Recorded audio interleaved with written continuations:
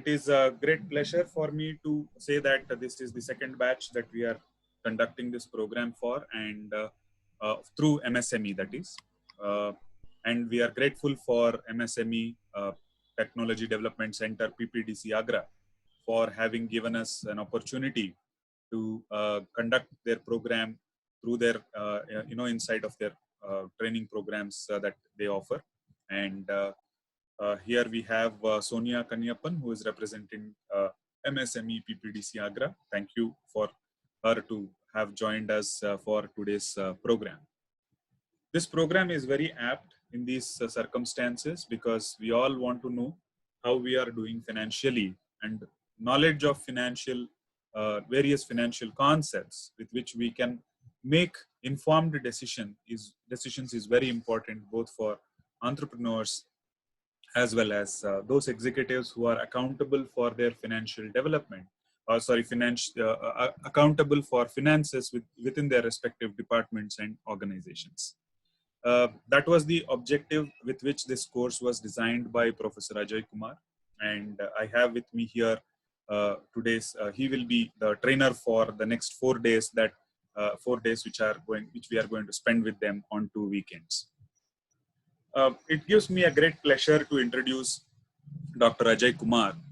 He has about 25 years of academic experience, and currently he is teaching at SIT Tumkur since September 1998. Before that, he has worked as an academic associate at Indian Institute of Management, Ahmedabad. And he's also financial nodal officer of a World Bank funded project of MHRD worth 250 million at SIT. His areas of specialization include financial and commodity markets, derivatives, and cost management. He is a passionate researcher and has published research papers in the areas of commodity derivatives, stock market, corporate finance, etc. And he has conducted numerous training programs on investment management, commodity markets, etc. And he works closely with the Training and Education Department of Multi-Commodity Exchange of India, MCX, Mumbai, for training programs as well as for research. Before handing over the session to Professor Ajay, let me just set up how these sessions will go. I think Professor Ajay will be using various tools to demonstrate the concepts that are going up, majorly Excel, and he has his PowerPoint slides. We will listen to him. Then in between, I think every few minutes, Professor Ajay will be pausing and asking for questions. At that time, you can raise your question and answers with him. And once this session is over, we also have created a WhatsApp group. I think as we are speaking, the latest joinees are being added to the group. You can interact in the group as well. Professor Ajay will not be there, but I will be there as a part of the group, and I will take the responsibility to communicate the key points from WhatsApp to Professor Ajay from time to time. Also, we will create an email group through which Professor Ajay will be sending you the presentations and other training materials for this particular program. So to just recap the schedule, on Saturday, that is today, we will be here with Professor Ajay till about 5 p.m. Then tomorrow we will join at 10 a.m. and we will go on up to 1 p.m. Next Saturday and Sunday also we follow the same pattern, 2 to 5 on Saturday and 10 to 1 on Sunday. After that, we will decide there will be a small assessment test. We will decide when the assessment will happen and so on and so forth while we are doing the particular program. And at a time and date which is convenient for all the participants, Professor Ajay will conduct an online assessment test, after which we will send the data to MSME and they will distribute the certificates to each one of us. I now hand over this session formally to Professor Ajay. Professor Ajay, over to you, sir. Good afternoon to everyone. Thank you, Professor Rajesh, for that introduction. As Professor Rajesh told, this is a program which was designed last month, and from 18th to 23rd of May, we had the first round of this program, which was on weekdays in the evening hours, and we got some feedback that we should be offering this in the weekends. So we are now repeating this as a weekend program. I would like to thank all of you for showing interest in this program and joining. Today we were a couple of minutes late because first day, obviously, some people were coming a little late. Some people had not got the registration mail and all. But from tomorrow onwards, we will start sharp at the designated time itself. Now, let me also tell you, because it's not possible for both me and Professor Rajesh to start this program without remembering our dear colleague Dr. V.S. Manjunath.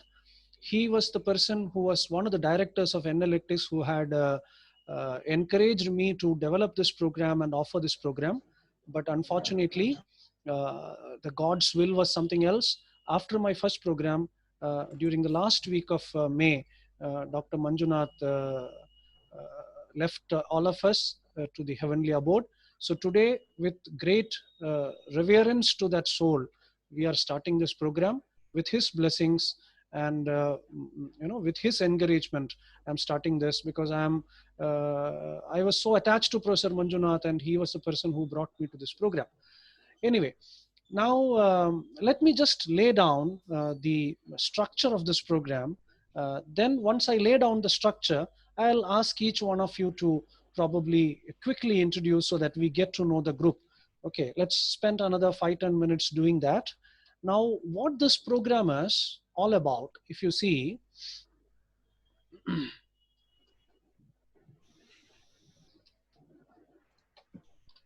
okay, this program has been divided into 3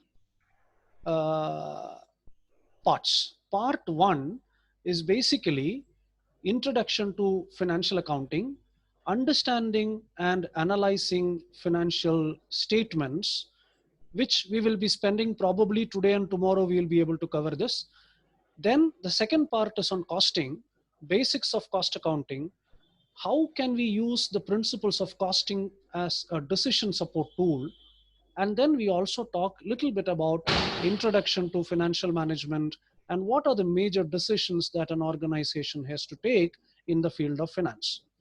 But before we start, let me tell you, now these 3 programs or these 3 courses in our regular MBA program are offered as full courses, which means each of these courses taught by us for about 45 to 50 hours duration.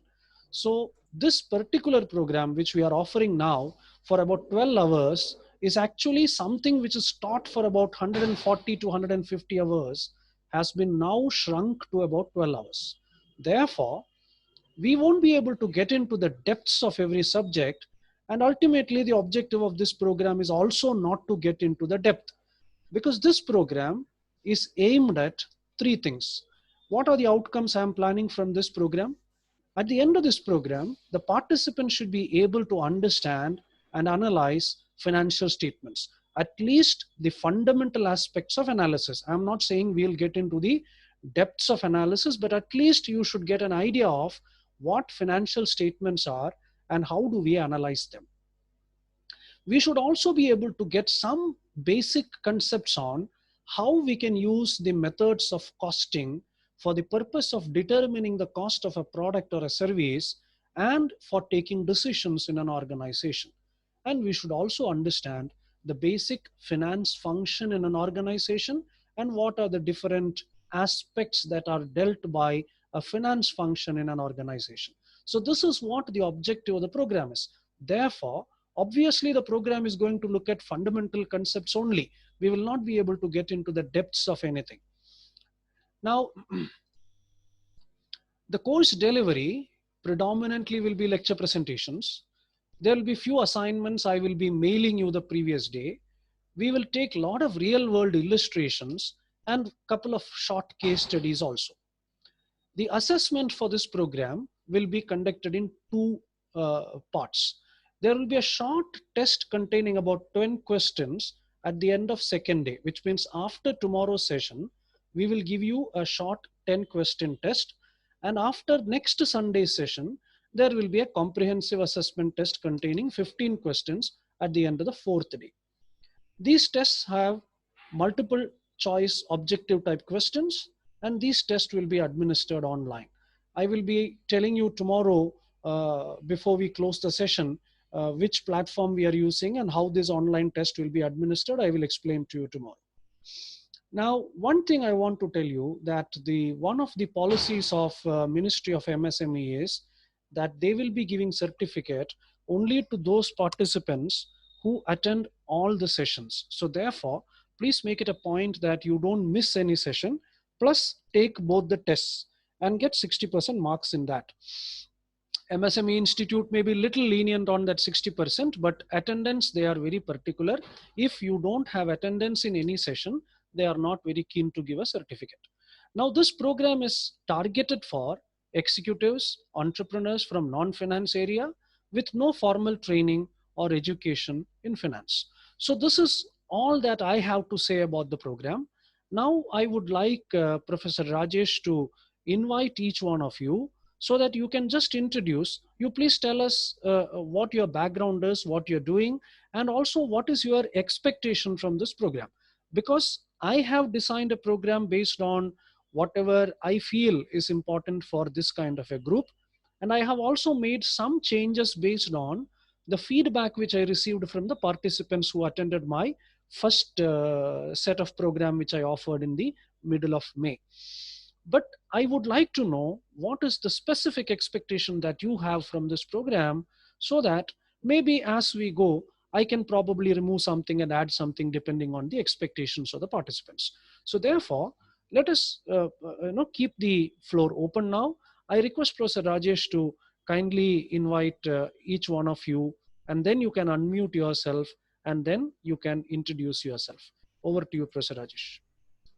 Yes, sir. Thank you very much. I think the structure of the course is quite clear, and I'm sure we will all adhere to whatever the structure is has been put in. Now, may I invite Mr. Balaji R to unmute himself and tell us a little bit about his background, and then what are the expectations from this program? Yeah, good afternoon, Rajesh sir, and good afternoon, Ajay sir. Good afternoon. Good afternoon, everybody. Yeah, so I am Balaji. I am actually working in a company called Wenger and Watson. I am part of the accounts team there. I've been working for more than almost 10 years now.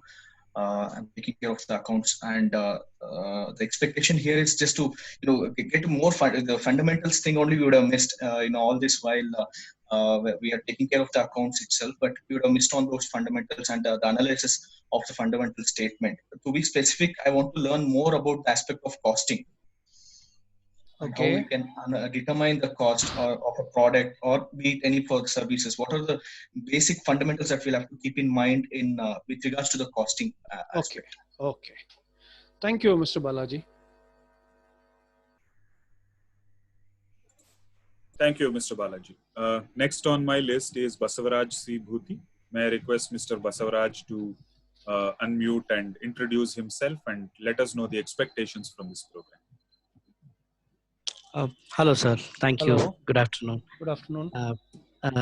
My name is Basavaraj. I'm working with in Bangalore with CGI in Bangalore as an SAP administrator. Now I wanted to cross skill myself and learn SAP FI CO module. So to do that, I wanted to refresh my skills. I'm a BBA graduate, so it's been years and I have lost total touch with that. Just wanted to refresh my knowledge and start my reskilling on the finance area. Thank you, Mr. Basavaraj. Thank you, Mr. Basavaraj. Thank you, sir. Can I request now Mr. Harish Mahadevaya to unmute himself, introduce himself, and tell us about his expectations from the program? Good afternoon, Ajay sir, Ajay sir. Good afternoon, Rajesh sir. I work with a company called Wenger and Watson, and it's been 18 years that I've been in this field of recruitment. Need to learn basics of finance, and some time back I have learned, but I want to refresh some of those concepts and then be thorough with that. That's one of the reasons why I've come in. In fact, I was a student of, I'm continue to be a student of Ajay sir. 18 years ago, I studied in SID Tumkur. Today, 20 years ago. So, I wanted to listen to him and then refresh some of those memories. That's why he is one of my favorite faculty there, more than a faculty for us. So looking forward to the sessions. Yes, sir. Okay. I think Professor Ajay and both of us joined. I would like to tell everybody, others in the meeting, Mr. Harish was humble enough to say, I work for a company called Wenger and Watson. He doesn't work for that company. He owns that company. Okay. So that is the... Okay. Welcome, Mr. Harish. I'm happy to have you here. Okay. Thank you. Thank you. Wonderful. So, I became a fan of Professor Ajay very recently after listening to his lectures on cost management and Otherwise, we used to talk a lot about research and other things, but only recently I heard his class. I told him also that had he been my finance teacher, I might have really wanted to specialize in finance like that. All right. So next on my list is Mr. Janardhan. May I request Mr. Janardhan to unmute himself and let us know his expectations from the program. Introduce himself as well. Good afternoon, everybody. I'm Janardhan. Hello. Am I audible? Yes, sir. Yes, sir. You are audible. Yeah. Okay. I was a director in a garment factory.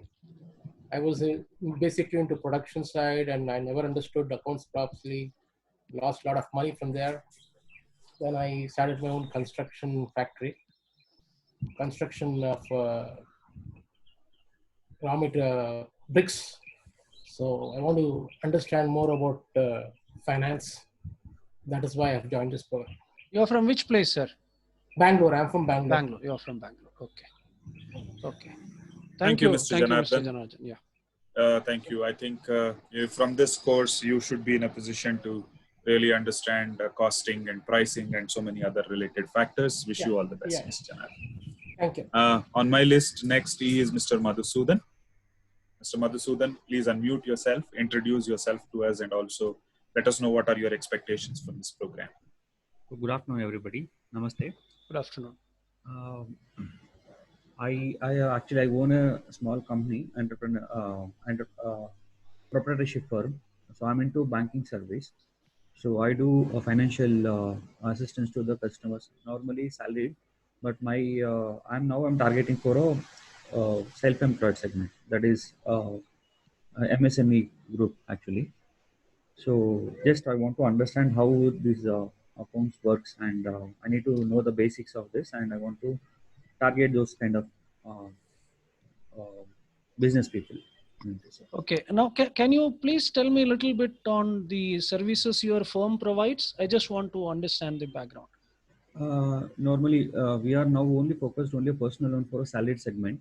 Okay. I want to go for a business loan. Okay. Your organization is into lending, or you are into what is the service that organization does? Is it a lending organization? Yeah, no, normally we are tied up with the banking actually. Okay, that's what I asked. Non-financial. Yeah. Okay. So in that way we are working actually. Okay, fine. Thank you, Mr. Madhusudan. Thank you for joining. Yeah. Thank you. All right. Next on my list is Mr. Prafulla. Prafulla, would you like to unmute yourself, introduce yourself, and let us know what your expectations from this program are? Good afternoon, sir. Good afternoon. Yes, myself Praful Kadam, and currently I'm pursuing Doctor of Pharmacy. I'm from Pune, and I'm actually working on my startup as an e-commerce startup. Okay. So my expectations from this course are to understand the basic financial accounting. So yeah, that's it. Thank you. Okay, thank you. Thank you, Mr. Prafulla. Can I now request Pramod A. Damahe to unmute himself and let us know his expectations from the program after introducing himself. Good afternoon, everyone. This is Pramod Damahe from Tumkur, Karnataka. Can you please talk a little loudly? We are not able to hear you. Hello? Yeah. Okay, fine. That's fine. Yeah, go ahead. Please go ahead. I am Pramod Damahe from Tumkur, Karnataka. I am working with Future Group as a production operation manager. I am handling here as a costing, management, and reconciliation inventory management for Haldiram's. and Pratap's next yellow diamond. Basically, we are doing job work for both companies. So I want to learn about how to save cost, how to how to do inventory management and reconciliation. Okay. Thank you, Mr. Pramod. Thank you, sir. Thank you. Thank you, Pramod.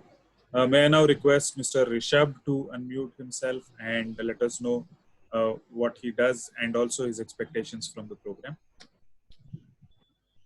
No, I think he has just messaged me saying that there is some audio problem with him. Okay, all right. So we can go to the next person. Yeah. Mr. Sunil Sanjay. Mr. Sunil Sanjay, could you please unmute yourself and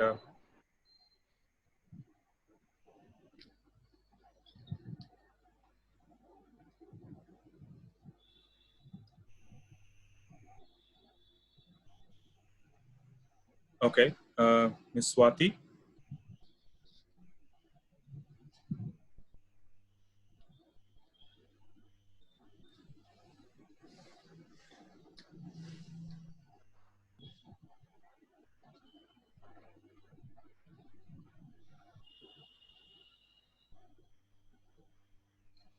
Hello.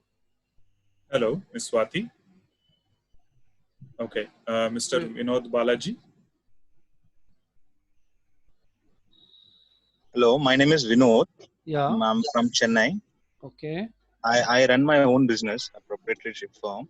Okay. We are into wholesaling, retailing, and distribution of organic food products, natural cosmetics. Okay. So we are doing pretty well in our sales field, but in finance we are lagging. That I understand. So okay. we want to scale up, like we want to strengthen our financial systems and all okay. those things. So we want okay. to basically understand all this. Thank you so much. Yeah. Thank you. Thank you you for this initiation. Yeah.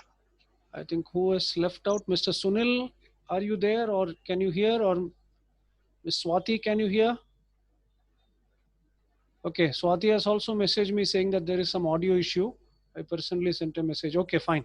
No problem. Swati is also having a problem. Okay, I think we will start the session then, Professor Rajesh. Yes, sir. You please go ahead with the session, sir. Yeah, thank you. Thank you, Professor Rajesh. Welcome, sir. All right. Now, I find we have a very interesting heterogeneous group here. We have a couple of entrepreneurs. We have somebody who wants to be a startup entrepreneur. We have somebody from production department, somebody who is in a technology background like SAP administration, somebody who is handling accounts in an organization. So that way we have a diverse group here. But unlike my first batch, where the expectations, the group was heterogeneous in my first batch also, but the expectations were homogeneous. I find here even expectations are slightly heterogeneous. So I have the challenge of meeting the expectations. Some people said they want to know about the basics of finance. Some people said we would like to spend a little more on costing. And some people said we want the fundamentals of understanding financial statements. Anyway, so what I suggest is, as the session processes, as the session proceeds, if you have any comment to make or you want to ask a doubt, the best thing would be to use your chat box. Just type there, or after every main concept, I'll be pausing for a while and asking you if you have any doubt. So the best thing would be to just put it in the chat box and put it in such a way that it is visible to everybody. That means don't type it as a private message to me, because then I will have to repeat the question for the benefit of others. Please send it as a message for everybody so that I'll be able to read that and give you an answer. In between, when I ask you if you have any doubt, that time also you can type your messages in the chat box. So let us start going with what I have planned for today. We are going to look at fundamental concepts of accounting today. That's what we are planning to do today. So let's start. If you look at any business, it can be any business. You may be into manufacturing, you may be into service, you may be into variety of services, you may be into consulting, you may be into healthcare, education, wherever you are, whatever business you are doing, whatever products or services you are handling with, from a macro perspective, if you see, any business unit is nothing but a continuous flow of funds. We continuously have funds coming into the business and funds going out to the business. Funds may be coming and going for various reasons and various purposes, but the sum total of these inflows and outflows is what business is all about. Ultimately, you are manufacturing a product and selling it for the purpose of generating profit, or you are delivering a service for generating profit, and in the process you are allowing a lot of money to flow out of your business, and you are also getting a lot of money flowing into the business. So at any point of time, a business is continuously dealing with inflows and outflows of funds. These inflows and outflows, one way of classifying them, there are different ways of classifying, but one fundamental way of classifying them is, if you have inflows or outflows which have a long-term implication, that means the inflow or outflow is going to have its benefits derived over a long period, we call it as long-term flows or capital flows.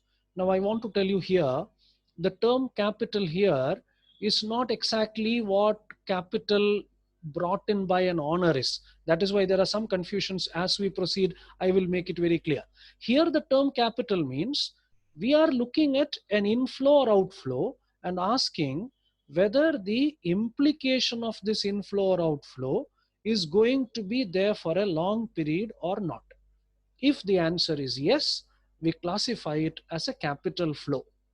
On the other hand, if the inflows or outflows have an implication only for a short term, we call it as short-term flow or a revenue flow. The question here then is, what is long term here? In accounting, for us, in accounting, long term is 1 year, which means if I have a cash flow whose life is more than 1 year, I call it as a long-term cash flow.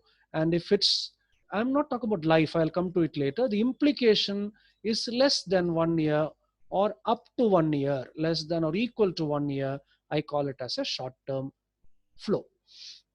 Now please understand, most of the flows are one-time flows. Okay, in the sense, real flow of cash probably happens only once. Therefore, we are not asking whether the flow continues forever or the flow continues for more than 1 year. Our question is, the benefit that I am going to get from this inflow or outflow, is it going to last for more than 1 year? Let us take a very simple example. I am planning to buy, or I buy a vehicle, I buy a car. Now, none of us buy a car for less than 1 year use. The moment I buy a car, I'm sure that I'm going to use it for next 5 years, 6 years, sometimes even 10 years. Therefore, even though I am making a payment today in bulk, I am not taking any loan, I am not making payments in installments, I am paying the entire amount today, which means the outflow for me has happened on a single day.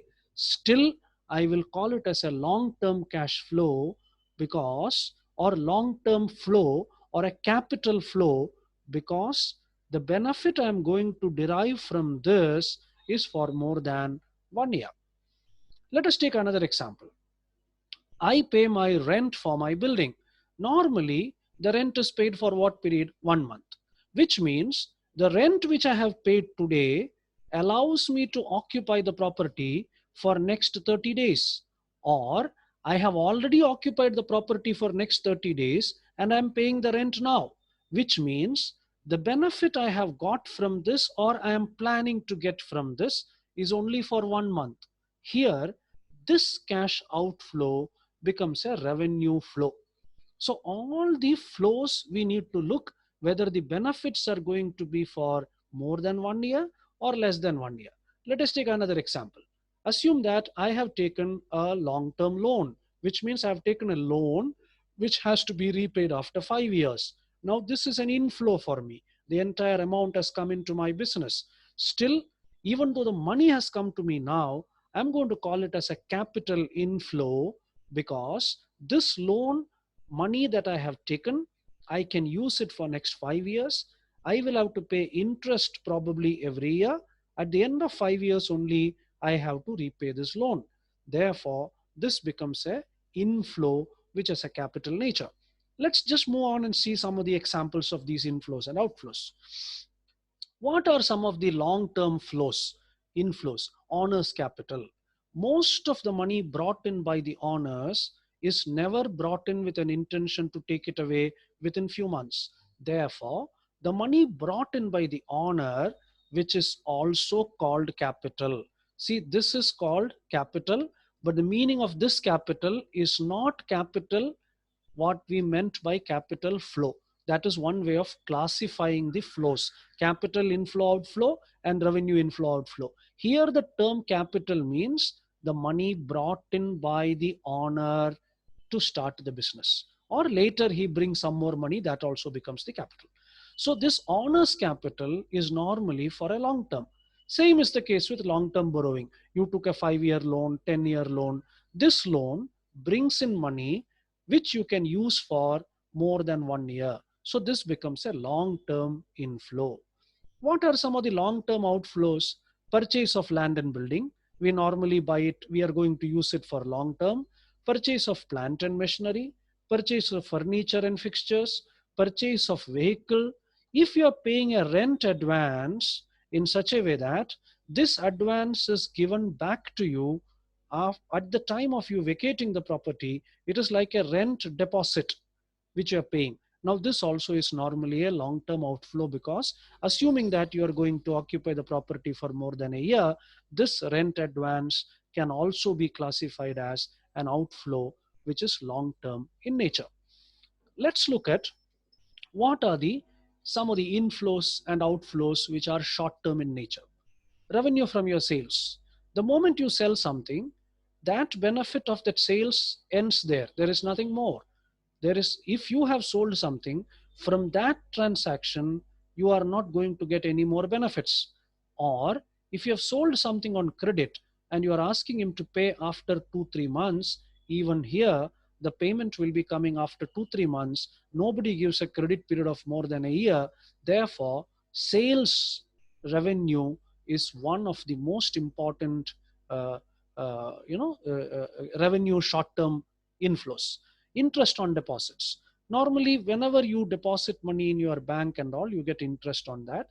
This interest is paid by the banks on a quarterly basis, sometimes on a semi-annual basis, and sometimes on an annual basis. Whatever it is, interest is paid for maximum of 1 year period. Therefore, this interest also becomes a short-term inflow. If you have given your property on rent and you are receiving rent on that, just like when you pay rent, it becomes a short-term outflow. When you receive rent, it becomes a short-term inflow.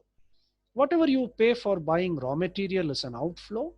Payment of wages and salaries, payment of all your expenses, power charges, electricity, transportation, traveling allowance, commission, all these expenses which you are paying, they are all short term in nature. Payment of interest. When you take loan, you pay interest. Normally we pay interest, sometimes quarterly, sometimes semi-annually. If it is an EMI, we pay interest every month. So there is an interest payment which is also not for a period of more than 1 year. Therefore, that also becomes a short-term outflow. Then you have payment of taxes. Again, taxes are paid on an annual basis. We always calculate tax for 1 year and pay.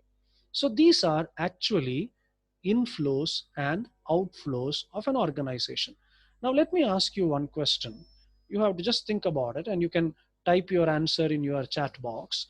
Assume that an organization purchased a vehicle in January 2020, but due to some reason, they sold this vehicle in June 2020, which means this vehicle was in use by the organization only for 6 months.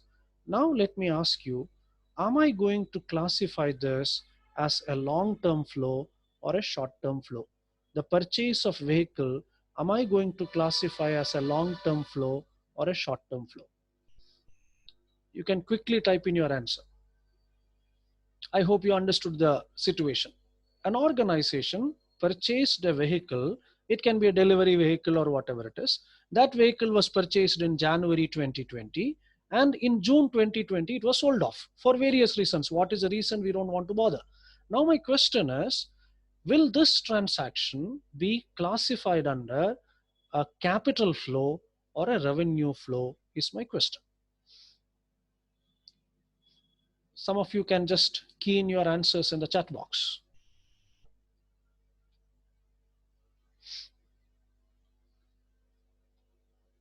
If the value is derived less than a year, maybe short-term flow, revenue, capital, okay, short-term.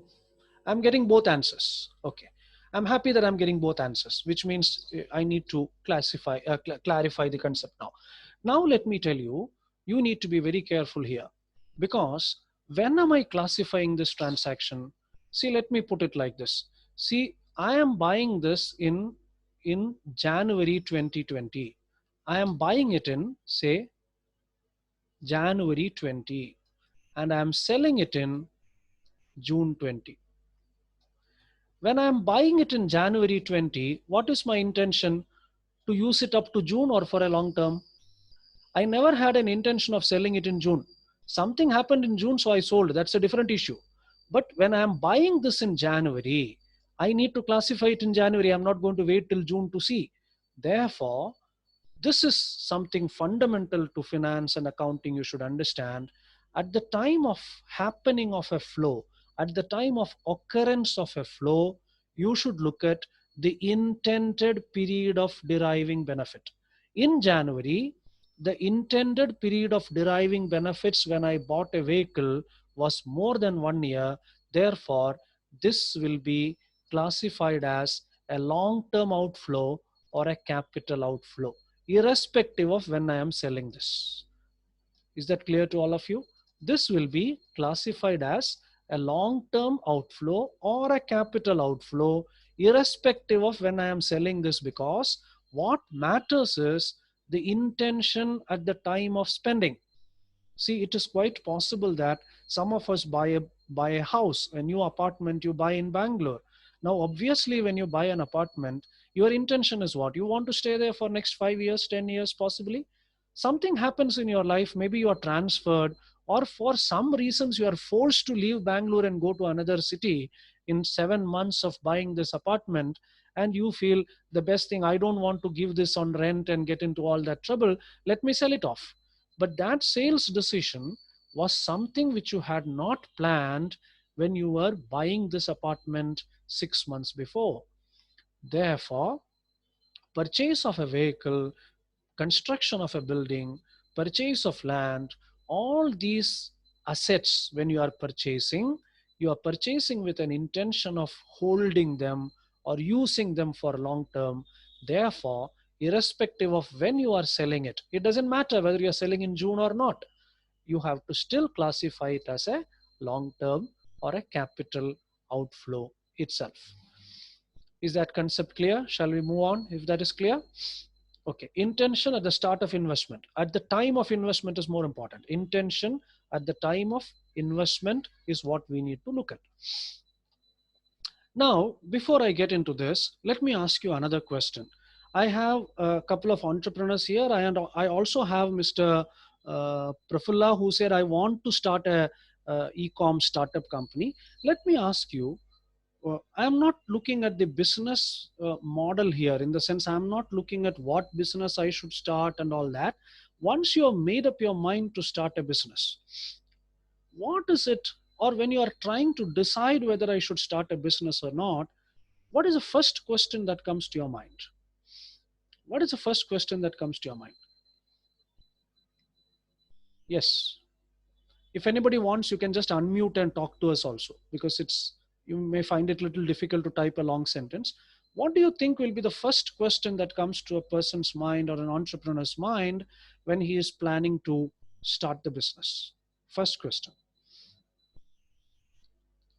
Anybody? Yeah, Market size and Mr. investment. Yeah, Mr. Janardhan. What will be the revenue first? What would be the investment? What will be the revenue? Okay, fine. Anybody else? Mr. Harish. Mr. Harish? Yeah. Market size and investment required. Okay. Anybody else? Mr. Prafulla, Hello. you want to say Hello. something? Yeah, tell me, please tell me. We are listening. Yeah, the sales and the capital first. The investment. Okay. Investment first. Okay, fine. Anybody else? Okay. Now, all of you have said that. Some people said I would look at the market size. Somebody said I will look at the revenue and the investment. Somebody said market size and the money required. See, first question, even before the market size or revenue or not, the first question that comes to my mind is, how much money do I need? That's my first question. Depending on that, I will see whether I should start that business or not. See, for example, if somebody tells me, Ajay Kumar, why don't you start a small business, a stationery shop next to your institute? That is a business which I can think of. That's a business which I'm not talking about whether there is demand, whether sales will happen. All that is different analysis. I am looking from a finance point of view now.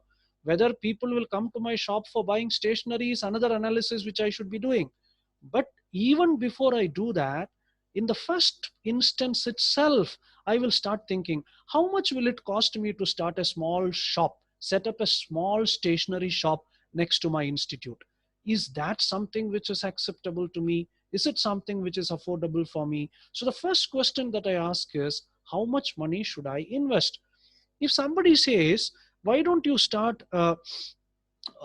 transportation service, interstate transportation service with a fleet of some 10 or 15 buses. Now that is something which the moment the thought comes, I will say I'm not able to do that, because my mind processes the information and tells me, look, this is something which is going to be huge for you. One bus itself is going to cost you lakhs of rupees. 15 buses, where am I going to do it? So the first question that any investor, any entrepreneur asks is, how much money do I need? This is the first question. Anybody will ask this, and all of you have said that, the investment required. What is the money that I need to start this business? Now, the moment I calculate that money, how do I calculate that money? What all things I would need? I would say, okay, what kind of business is it? Is it a manufacturing business? If it is a manufacturing business, what should I do with the factory premises? Should I construct it and own it myself? Should I take it on lease? Should I take it on rent? In which case, how much should I pay now? What should be the cost of my plant, machinery, etc.? How much should I invest in furnitures, fixtures, and other things? How much should I invest in various things? So I will get a number. Now assume that I've got this number as 50 lakh rupees. What is my next question? The moment I have got this number, to start this business, I need 50 lakhs rupees. Next question. Yes, Mr. Harish. Mr. Harish. Anybody would like to? Yeah. There's no question. Go ahead. Anybody, Mr. Prafulla wants to say?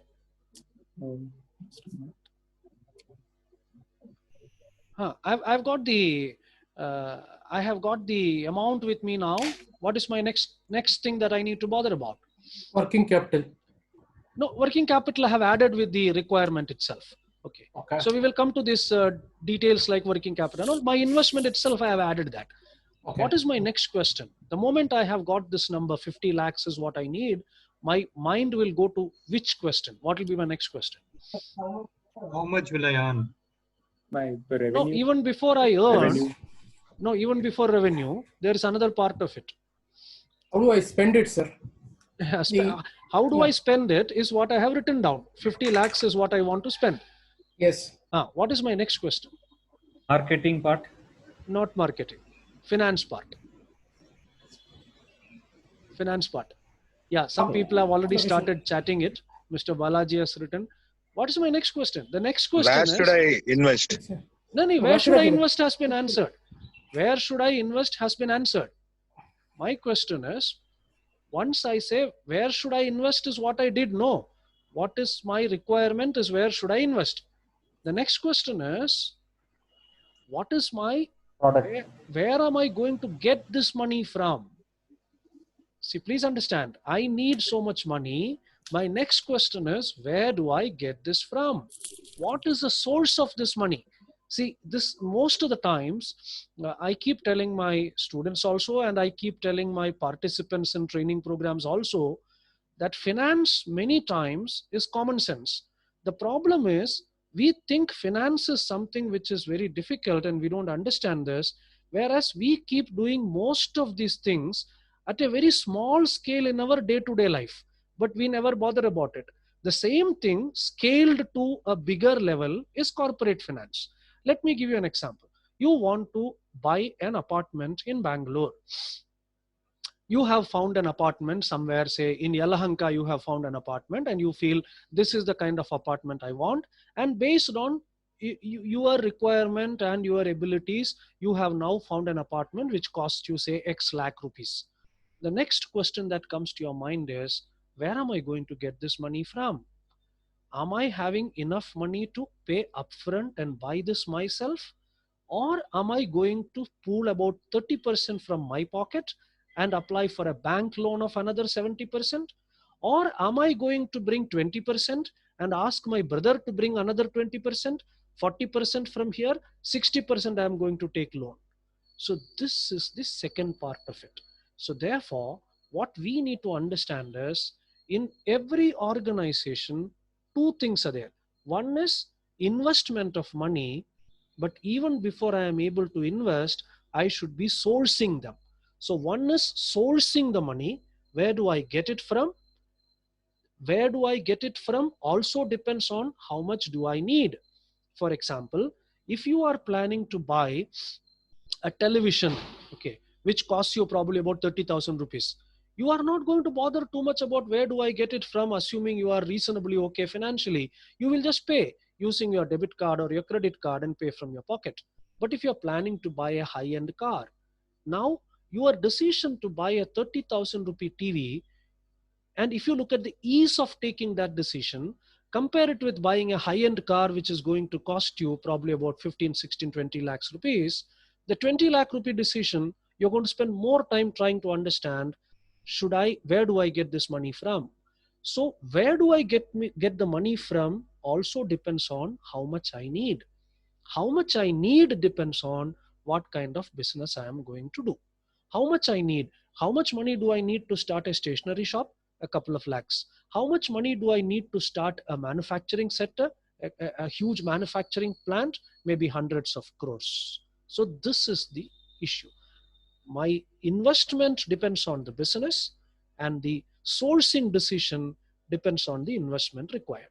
Is this clear to all of you? Shall we move on now? If this is clear to all of you, you can just type in your chat box. You don't have to unmute every time. You can just type in your chat box one line. Is it okay? Any doubt you have? Shall we move to a real life example and try to understand how it works? Wonderful. Now what we will do is, we will take a simple example. Now, see, let us look at this. I have taken an example of a retail store. Now, why I took retail store is, retail is an example or a business model which is very easy to understand. Okay, once you understand retail, you will understand manufacturing and other things also. So this is a retail store. Somebody wants to start a retail store, just like a single store business, not a chain of stores. Somebody in a small town has decided, I want to buy a retail store now. Whatever name I want to give it doesn't matter. It is a single store owned by a single person. Now he sits down and decides what all amount I need to start this small retail store. Don't worry too much about the logic of these amounts. What is important is the concept behind these amounts. So he has written down, I have to take the premises on rent. I'm not going to own the premises. It is risky to own a premises. Why should I spend so much money? Lakhs of rupees. Why should I spend on owning a premises? So he said, let me take the premises on rent, for which I need 2 lakh rupees. I need about 8 lakh rupees for buying the furniture. Since you are a retail firm, you don't need any machinery and all. All that you need is furniture and your electrical fittings and all those interior fittings. And maybe you need a computer for the purpose of billing. That also I have included here only. In this furniture, fittings and computers, you can call it 8 lakh rupees I need for that. Then I need money to buy my stock. I need to keep various stock there, and that I need about 20 lakh rupees. That means I need to buy FMCG products, food products, soaps, detergents, grocery, all these things I need to buy and fill my store. To buy that, I need about 20 lakh rupees, which means I need about 30 lakhs rupees to start this business.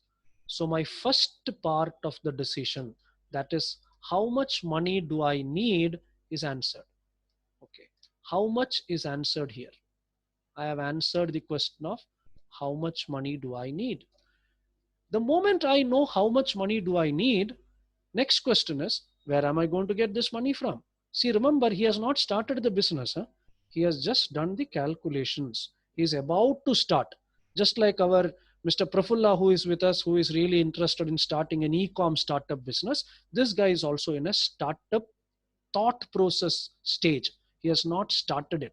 So he has done this calculations very meticulously. He has spent a lot of time understanding this, and these numbers are, let us say he has collected this with a lot of difficulty, and he has seen approximately 30 lakhs is what I need to start this business. Then he goes and thinks, where do I get this money from? Let us assume that he has decided to invest 10 lakh rupees from his pocket, and another 20 lakhs he has decided to borrow. It can be borrow from bank, borrow from a friend or relative, whatever it is, which means he is going to get 30 lakhs in the form of 10 lakh his own capital and 20 lakhs which is borrowed from somebody else. So 30 lakhs is my requirement. How much I need? 30 lakhs. This is, where do I get it from? Where do I get it from? Where do I get it from? Okay. Where do I get it? Now what we are going to do is, we are going to take a series of about 14 transactions which will happen in his business and try to understand how these transactions are going to be recorded and what are the implications of these transactions. So that is what we are going to do. So we will move to an Excel file now. One by one, we will try to understand what the transactions are, and then at the end, we will summarize it and try to understand the financial statements. So let's go to an Excel sheet now. Okay, so I've written the transactions here. The first transaction, don't worry about the remaining transactions. One by one, we will understand. The first transaction is, he starts the business with 10 lakh capital. So what do you mean by starts? What is it first he would have done? He would have done what first? The moment he starts a business, what he would have done? First thing he should do is what? Even before he goes and pays the rent advance and occupies the premises, only after occupying the premises, he will get the furniture, he will get the stock. Even before doing that, I'm not looking at the legal side. So therefore, please don't tell me he has to go for a registration, meet an advocate, get a license from municipality. All that I'm not worried about. I am only looking at the finance part of it. First thing, what he should do? Please tell me. He has now 10 lakh ready with him. Now he wants to start the business. What should he first do? This is a very, very simple thing. Don't think too much. This is a very simple thing I'm asking. What should he first do? Now assume that you are in this position. You want to start the business now. You want to invest 10 lakhs into a business. What is it that you will be doing first? First thing will be what? And location, where to start the business. All that has been decided. Location is decided. The place you have found, and you have spoken to the owner. That is how you came to know rent advance will be 2 lakh. Location is decided. The place has been decided. The kind of stock you will keep has been decided. All this initial work has been done. I'm asking a very simple question. Very simple. Don't think too much. It's when I give the answer, you will ask me, oh, is this such a simple thing I was expecting? Customer and sales. Basically. Sorry? Customer and sales. No, that's okay. That is, he won't be able to do it now. He has not started the business. He just has 10 lakh rupees in his pocket. He wants to start now. Customer and sales will happen once he takes the premises, keeps the stock there. From a finance point of view, I'm asking. It's a very simple thing I'm asking. It looks such a simple thing when I answer. First thing is what? I think Mr. Balaji has put it in the chat box. Open a bank account, yeah. Sorry, I didn't see the chat box. First thing I do is open a bank account. Okay. And then what do? Deposit this 10 lakh into that bank account. Now I will open a bank account in the name of the business and deposit this 10 lakh rupees into that bank account. That is my first step. My work now, my organization starts rolling. So let us see what does this mean now? Okay, let us come to this. I want you to look at this one by one line only. We will look. Don't look below that. So what has happened? He has brought in 10 lakh rupees, which is capital, which is a source of the fund. This is a source now. He got 10 lakh from his own pocket. Where has this fund gone now? It has gone to the bank account, which means the use or application of fund has not happened. No particular use has happened. Therefore, this 10 lakh is now lying in the bank. Now you see, he has got 10 lakh. That 10 lakh is there in the bank. Let's go to the next transaction. Second thing he did is, he may not do this now. See, please understand, these steps I am telling need not be in the same order. Even before second, sometimes he may do third, but I have put it just like this. So let us go in this order. It need not be in this order itself. Second thing he does is, he takes a loan of 20 lakhs. So he goes and negotiates with the bank, or he takes it from a friend or whoever it is. That 20 lakh rupees, he takes the loan, which means that 20 lakh also now comes into his bank account. So therefore, look at this second transaction. A loan of 20 has come. This 20 also got added to the bank. At the end of this transaction, you have two sources now. Capital 10, loan 20, total sources 30. My uses, specific uses are not there. Therefore, entire 30 is in my bank. So these totals are 30. Now let us go to the next transaction. Paid rent advance of 2 lakhs. Now what he has done? He has paid a rent advance of 2 lakh. Unless and until he pays the rent advance, he won't be able to take possession of that property. He won't be able to set up his furniture and start his business. So now he has gone and paid the rent advance. Now what happens? Rent advance is paid out of what? Paid out of your bank account, which means now your bank account 30 comes down by 2 lakh, and your bank account is only 28 lakh now, and you have one specific use of payment for rent advance. But with this transaction, no new money has been raised. Therefore, your sources remain same. Capital was 10, loan was 20. So you got 30. Out of 30, you paid 2 for rent advance. Remaining 28 is in the bank. Therefore, this 30 and this 30 will match. Total of my sources and total of my uses is matching. Let us go to the next transaction. Purchased furnitures and fittings for 7 lakhs. He purchased and paid. He paid 7 lakhs for buying furnitures and fittings. The moment he purchases furniture, where will the money go from? From the bank it will go. Therefore, 28 minus 7, 21. He has already spent 2 for rent advance. He has now spent 7 for furniture. This buying of furniture also did not generate any new source of fund, which means sources remain same. Capital plus loan, 10 plus 20, 30.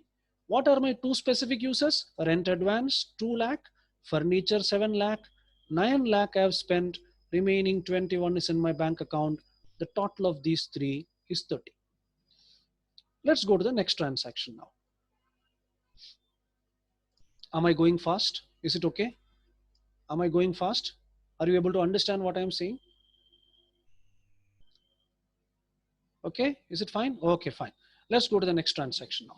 Next transaction is purchased stock for 5 lakh. Now the first set of inventory comes to his shop. So the stock of 5 lakh comes in. Here again, you are not getting any new source. What has happened is you have paid 5 lakh for the purpose of buying of stock. This payment also happens from the bank. Therefore, from 21 lakh, the bank balance now becomes 16 lakh. You have a specific use of 5 lakh for stock. You have purchased 5 lakh worth stock. So your sources are same, 10 and 20 is 30. Now 2 lakh for rent advance, 7 lakh for furniture, 5 lakh for stock. Total is 14 lakhs. Remaining 16 is in the bank. Again, the total of sources and total of uses is 30. This is what I want you to clearly understand. At every point of time, your sources can never be different from uses. This is also true in our personal life, isn't it so? When whatever our uses in our personal life are actually from the sources. If there is no source, I cannot use. And that is when the moment people use lot of money in such a way that the tax man gets a doubt about the sources, he comes knocking on your door. Isn't it so? Whenever there is an income tax raid, the title is what? Unaccounted money.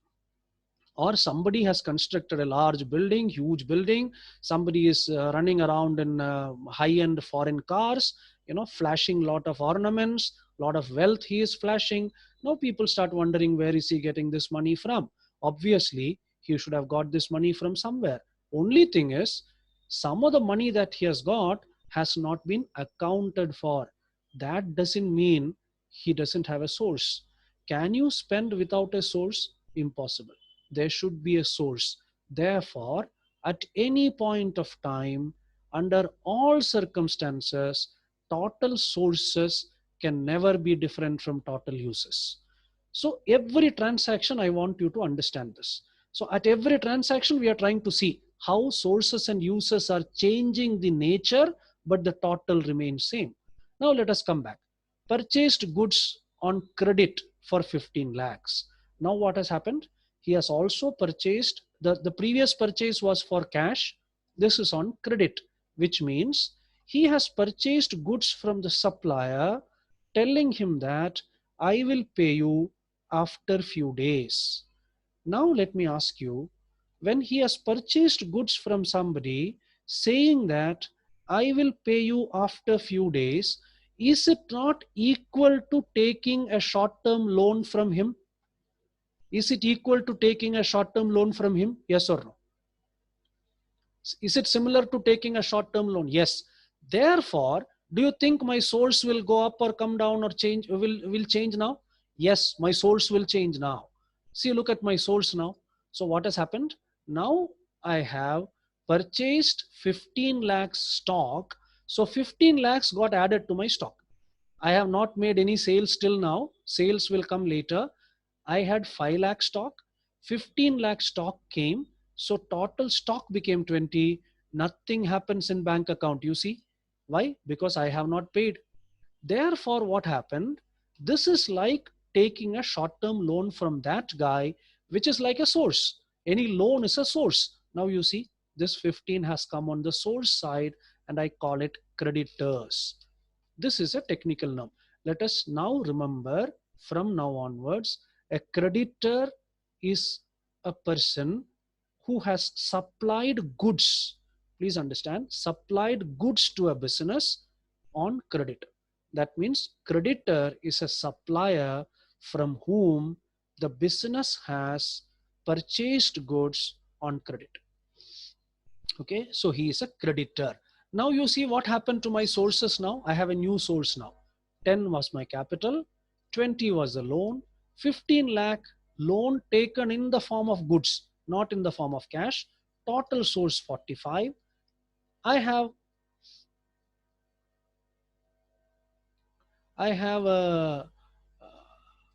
I have spent 2 lakh on rent advance, 7 lakh on furniture, 20 lakh on stock, So therefore 16 lakh is there in my bank.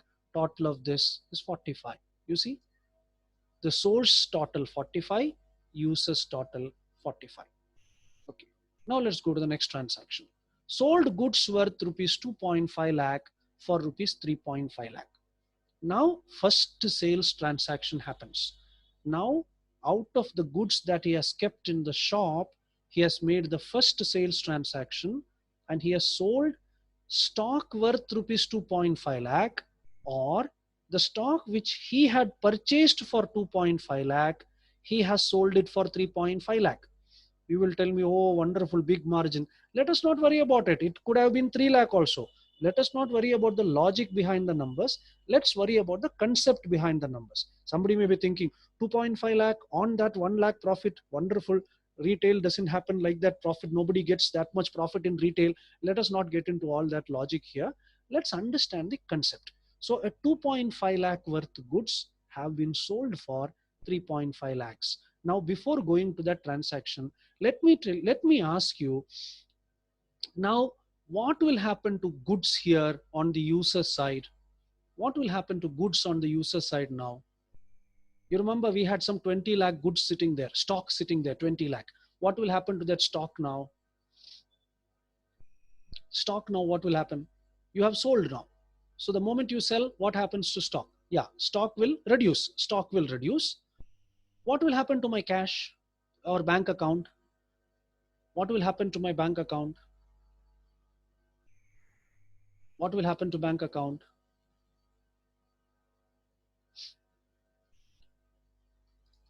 Bank account will increase by 3.5. This is what I want to ask. You look at this beauty. This is where the things become very interesting. Now you look at this.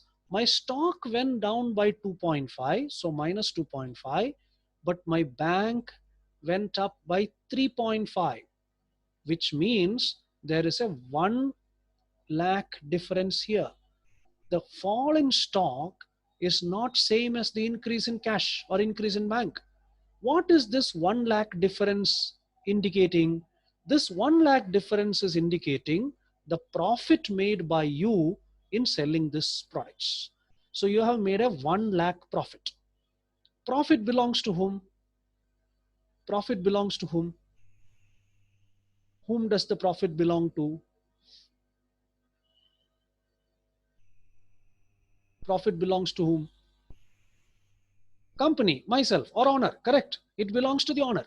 Now this owner has decided not to take away this profit from the business. He has allowed this profit to remain in the business. That is why bank balance remained 19.5. Had he taken away this immediately, in the bank there would have been plus 3.5 minus 1. Net effect would have been plus 2.5. This minus 2.5 plus 2.5, nothing else would have changed. But normally owners don't take away profits from every sales immediately, which means the profit has been allowed by the owner to be reinvested into the business. He has allowed 1 lakh rupees, which is his money now, to remain back in the business, and that is what I call as reserves. So another source, the moment the profit which is entitled for the owner is allowing it to be kept back in the business. It is like owner bringing 1 lakh fresh money, similar to that. Therefore I call it as reserve. So what happened now? A new source came. Capital 10 I brought in the beginning. 1 lakh profit I kept back in the business. I took a loan of 20 lakh. Suppliers gave me credit of 15. Total of this is 46. I have paid 2 lakh rent advance, 7 lakh for furniture, 17.5 lakh goods are lying with me. These are my uses. 19.5 lakh cash in the bank, total 46. See again, my total of sources and total of users has remained the same. Let's go to the 8th transaction now. Sold goods worth rupees 6 lakh for 8 lakhs on credit. Now this is not a cash sales. Therefore, money doesn't come into my bank account. I have sold 6 lakh worth goods to a customer by billing him 8 lakh rupees, and I have given him say 30-40 days to make the payment. So therefore, goods went out of my business, nothing happened to my cash, the bank, nothing happened. So let us go back and see how this comes. I want you to look at this transaction number 8 now. Now, transaction number 8, minus 6 in my stock. Therefore, my stock has now come to 11.5. Now, 8 lakh rupees, which the customer has to pay me. Now you see, this customer has to pay me 8 lakh rupees. He has promised to pay me. Therefore, that is called debtors. Okay. It is an income I have now invested in him, or that much money has been blocked by him, which he'll be able to pay me in future. Therefore, what happens? My uses goes up by 8 lakh. In other words, what has happened? I have that much money has been, it is like I have given a loan to him. See, I have given a loan to him, loan worth what amount? 8 lakhs. Only thing is, I didn't give him in the form of cash, I gave him in the form of goods. So when I give a loan, it is use of funds, isn't it so? I have given a loan. So it is like giving a loan of 30 days to him. Only thing is, I didn't give loan in the form of a check. I gave loan to him in the form of goods or stock. Therefore, my use has gone up. Now you see, again, this difference of 2 lakh is the profit which I made. And this profit also, I have not taken it away from the business.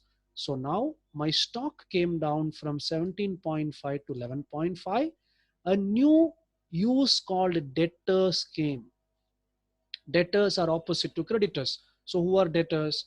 Debtors are the customers to whom we have sold goods on credit. Or in other words, we have sold goods to our customers on an understanding that they will be paying us on a future day.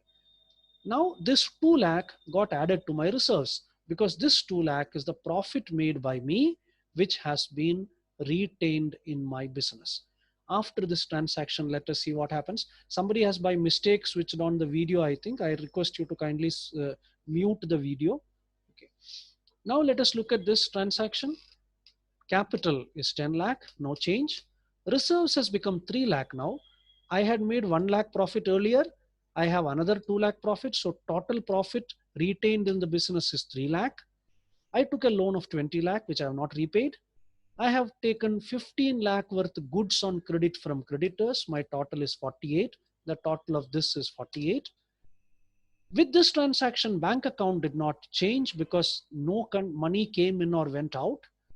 Rent advance 2, furniture 7, stock has now become 11.5, and I have a new use called 8 lakhs, which is the money which I have blocked up in the form of credit sales made to a customer. Let's come to the next 9th transaction.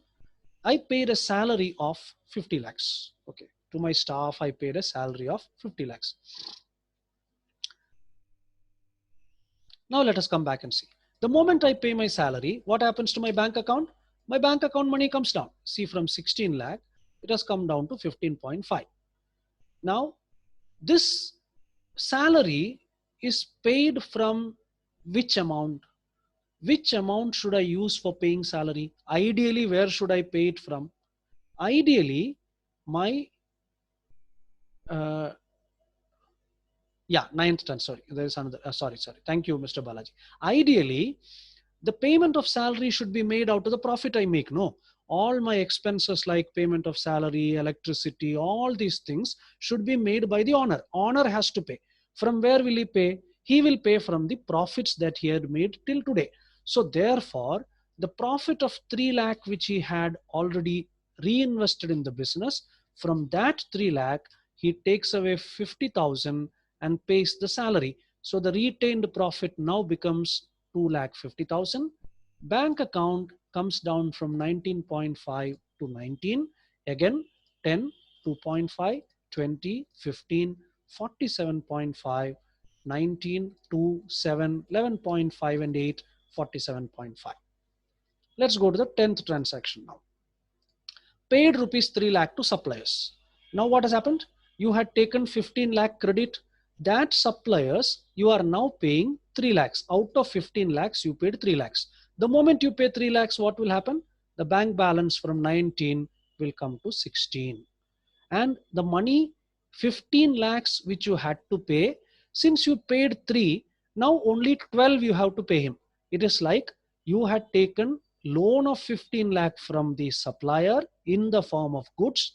Towards that you paid 3 lakhs. Therefore now that loan amount is only 12 lakh. So nothing else changes. Therefore from 47.5 it comes to 44.5. Here also the total is 44.5. No other use changes. Next transaction. Sorry, paid electricity charges. It is very similar to salary. Just like paying salary, I am paying my electricity charges. So electricity charges, again, I will pay from my bank. I will give a check for that. So my bank balance from 16 comes to 15.5. These expenses have to be paid by the owner. So owner pays out of his profit. So the profit of 2.5 now becomes 2. Cash or bank comes down to 15.5. Total of sources now is 44. Total of uses is also 44. Transaction number 12. Received rupees 2 lakh from the customers. We had sold goods to the customers for 8 lakh. Out of that 8 lakh, he has now paid us 2 lakh rupees. So therefore, obviously my bank account goes up now because 2 lakh has come in. There's an inflow of 2 lakh. That inflow of 2 lakh came from this customer who had to pay me 8 lakh. Therefore, you see none of the sources there is any change. Source is 44. What happened here? This cash went up by 2 lakh. Debtors came down by 2 lakh because this is like a loan of 8 lakh I gave him. When he has paid me 2 lakh, now that loan which I have given is only 6 lakh. So the total of this is again 44. Here also it is 44. Transaction number 13. Received rupees 25,000 towards interest. You have received interest on some deposit that you have kept, and that interest has come. The moment the interest comes in, the interest gets added to the bank account. So from 17.5 lakh, the bank account becomes 17.75 lakh. Interest is again like a profit for the owner. Therefore, this 0.25 gets added to the reserves. After this, you see, total of reserves is 44.25 and total of your applications or uses is also 44.25. Let's come to the last transaction now. Repaid loan 2 lakhs. Out of the loan that you took, normally loans are repaid long term. Just to bring this transaction, I brought it here. Repaid loan 2 lakhs. Obviously, when you repay your loan, your bank account comes down by 2 lakhs. Therefore, your bank balance is now 15.75 and your loan which you had taken 18 now comes down by 2 and it is 20 comes down by 2 and it is 18 now. So at the end of 14 transactions, your position is your capital of 10 lakh is there. You have made a total profit of 2 lakh 25, which means after whatever payments of expenses you have paid, your loan is now 18 lakhs and you have to pay 12 lakh towards goods purchased on credit from your suppliers. The total of that is 42.25. Your bank is now 15.75, which means 2 lakh rent advance, 7 lakh rupees furniture you have purchased, stock is now 11.5 and 6 lakh is something that you have to collect from your customers on with regard to sales you have made on credit basis. The net cash available in your bank is 15.75. The total of this is also 42.25. So what was the purpose of this exercise? The purpose of this exercise is to highlight the point that there is no situation possible in a business where your sources can be different from uses. So these are the two aspects of business. You source money use money. These are only two things. You get money from somewhere, use this money for various purposes. These sources and uses are always same. There is no situation ever possible in the life of an organization that your sources and uses are different, which is true in any life also, any life situation. Whatever is available, only you can spend. You cannot spend more than that. So whatever is available, you will know from where this money came, and you will also know where the money has gone. Therefore, your sources and uses of funds in an organization should always be same. There is no way they can be different. Is there any doubt on whatever I said just now to anybody? Anybody has a doubt on anything that I said till now? Any transaction you want me to explain again you have not understood? Is there any transaction? You can tell me the transaction number. Transaction, 14 transactions we have seen. Any transaction you didn't get the logic clearly? Any doubt on anything? Anybody? All of you have understood? Is it clear to all of you? All right, fine. So let us do one thing. It is 3:30 now. We will just take a sharp 10 minutes break. Okay, just a 10 minutes break. Sharp 3:40. It is 3:30 in my computer. So 3:40 we will resume the session, because we are going a little slow now. Doesn't matter. Understanding concepts is more important than going fast. So we will take a sharp 10 minutes break and come back. Thank you.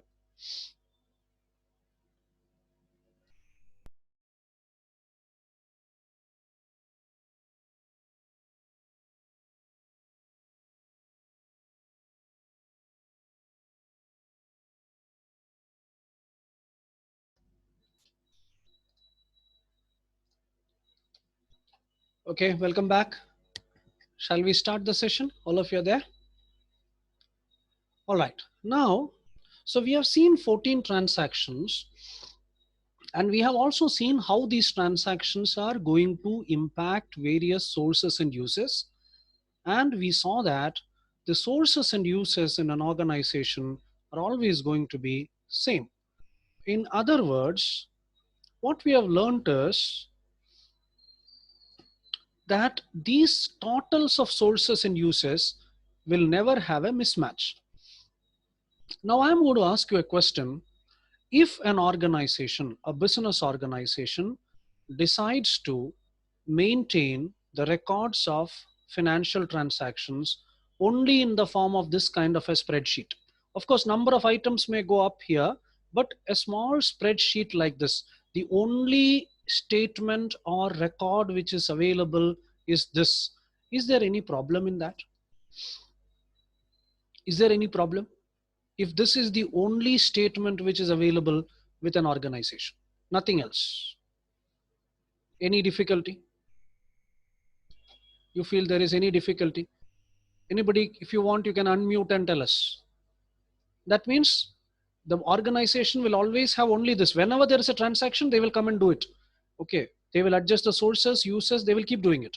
Is there any problem in this? If this kind of a record is maintained, what is the practical problem a businessman might encounter? What is the difficulty? Anybody can just unmute and tell us.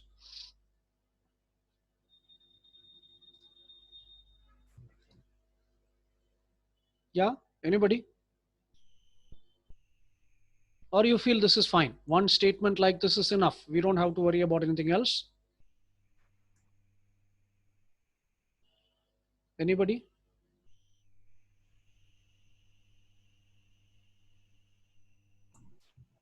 Sir, this is no problem, sir. It gives a very clear picture. Huh. Who is this? I'm not able to Janardhan, see. Janardhan. Okay, tell me, please tell me. So this is a very clear picture, sir. Might be the number of columns might increase both the sides. Okay, so you don't find there is any difficulty. But No, Harish has typed here, if the number of transaction goes higher, yeah, what's the problem, Mr. Harish? If the number of transaction goes higher, bookkeeping will be tough. Okay, bookkeeping will be tough. What else is a problem? Okay, if number of transactions are very high and you have a large spreadsheet like this, today we have spreadsheets. This accounting as a concept was started when spreadsheets were not there, and accounting as a concept was started even before calculators were invented. So even then, What is another problem? One is, okay, there is a very large sheet, hundreds of transactions keep happening on a daily basis in an organization. Therefore, when the transactions are large, it becomes very difficult for you to manage this kind of a spreadsheet. That's one issue. What else is an issue? What else is an issue? What else can be a problem? Anybody?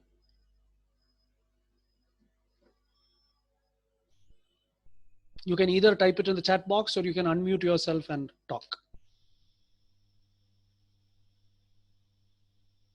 Anyone? So the only problem you're feeling is the volume of transactions being very high, or is there anything else you want to talk about? Hello. Yeah, please go ahead. Yeah. So the small, as in day-to-day transactions can be the problem. As in the day-to-day transactions which any startup or any company makes, that can't be listed in this list. I didn't understand your point. Can you just elaborate a little bit on that? Okay. So the day-to-day basement as in maintenance charges, etc. Sorry. As in the maintenance charges, etc. can't be listed. No, you can still list it. Maintenance charges is just like your electricity bill paid. Your bank account comes down and your reserves will come down, because maintenance charges the owner has to pay. So what will happen is, you saw this transaction number. Just look at this transaction number, just like transaction number 11. Just like this. Look at this transaction number 11. What happened? The cash went down. So if this 50,000 was not electricity charges, it can be maintenance. So the moment maintenance is paid, 50,000 comes down here. From the reserves, 50,000 comes down. So anything can be adjusted in this. That's not a problem at all. Okay. Any other issue? Any other problem? Mr. Madhusudan says, please give similar examples, case studies for service sector. We will come to it. We are going to look at various sectors little later. Okay. How to ascertain profit? My profit is this 2.25. This is my profit I have made till now. So my profit number is already here. The profit I have made, if I assume that these 14 transactions are spread over 14 days, which means from the first 14 days, I have made a profit of 2.2 lakh, and that is sitting here, 2.2 lakh. Okay. Now Harish has a point there, but still, I know Harish has a point there. Ascertaining profit is going to be difficult. Okay, let me come to what Harish says. Let us try to understand. This 2.25 is the profit because this entrepreneur did not withdraw anything from the business. For example, if in between he had withdrawn 1 lakh rupees and gone, a profit share he had taken away, that 1 lakh would have been less from this and less from the bank. And this reserves account would have then showed a balance of 1.25. I hope you are understanding what I'm saying. So in that case, looking at the balance of 1.25, I can't say profit is 1.25. It would be wrong to say profit is 1.25 because profit is actually 2.25. He took away 1 lakh rupees for his personal use from the bank. Therefore, this now becomes 1.25 and 1.25, and cash will now become 14.50. Okay, sorry, 15.75. 14.75. Now, after this transaction, if I would have done this transaction maybe 1 month ago, every time I cannot go back and check. So I look at this reserves column and find 1.25 and say my profit is 1.25. I'm making a mistake, because actually my profit is not 1.25, profit is 2.25. This is showing 1.25 because some amount has been taken away by the owner or withdrawn by the owner. So one difficulty is ascertaining the profit. Okay, good. I agree with Harish's point. Some other difficulty. So one problem is volume of transactions. Second problem is ascertaining profit is not easy. I will have to every time go back and check whether there were withdrawals, how many times he withdrew. All this I will have to go back and check. What else is another problem? Another practical problem. Yeah. Mr. Balaji, you are a person who deals with accounts. So if you can quickly tell us another 1 or 2 practical problems. of having only this statement in the organization. I know no organization has only this statement. It is not possible to function like this. But why is it not possible to function like this is what we are trying to understand. Because it's a very simple simple statement. But why this is not enough in an organization is what we are trying to understand. Can we spend another 1 or 2 minutes quickly, Mr. Balaji, if you have details of creditors and debtors? Wonderful point. Now you see this 12 I am having here. In real life, I am not going to have a single supplier. I may have 10 suppliers. So what will happen? My statement will become so big. I will have to put, since this 12, I know all 10 people put together have to give me 12. But who has to give me how much? This statement doesn't tell me. If that has to be incorporated under creditors, I will have to keep on adding columns if there are 10 creditors. Similarly, the debtors here, which is now sitting at 6, I have assumed it is a single customer. In real life, it will not be a single customer. I may have some 15 customers. So if for each customer, I will have to keep adding a column. Now you just see what happens to the statement. The statement becomes so big and cumbersome that it becomes very difficult for you to understand the statement. When the transactions are only 14 and we have taken lot of simplistic assumptions here. We assumed there is only one creditor, there is only one debtor. When it comes to real life, this statement doesn't tell me the details of each creditor and each debtor. Very good point. One more point I want. Then we can go back to discussion. One more point I want. One more important limitation of this statement. Anybody? Another important limitation. Anyone? Just keep thinking. Just keep thinking. Systems people can think in terms of database management or retrieval of data. Some data retrieval is going to be very difficult from this statement. Some data retrieval is going to be difficult. Anybody who can tell me what is that? Okay, so let me give you this. At the end of this particular day, this is what I see. Okay, unless I go back and forth, can I find out if it is only 14 days, no problem. Assume that it is 6 months, that is about 180 days. In each day, we have about 20, 30, 40 transactions, which means your Excel file is going to, your Excel file will already have about 20, 30 transactions per day. About 150 days itself, it's going to be 4,500 rows. Now, I want to know total how much I have spent on electricity charges during last 6 months. Do you think I can find out from this? If you ask me, I can find out, but can I find out quickly? Can I retrieve that data very quickly from this? How much have I spent on electricity charges? How much have I spent on, my voice is not going across to you, even, who is Mr. Basuraj? Let me see why it is not happening. Let me try.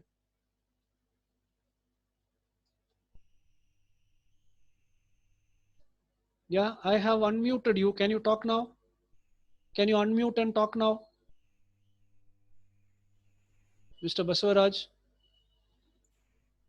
Sir, I think Mr. Basaraj, you have to look at your audio settings. Maybe your speakers or something like that. If you look at the left panel, you will find the button where you can arrow button next to the mic, and if you click on that, you will see select a microphone, select a speaker. You just put it as same as a system in both the cases, and perhaps you will go through. Sir. Okay, fine. Yeah. Okay, I think let him do that. We will continue.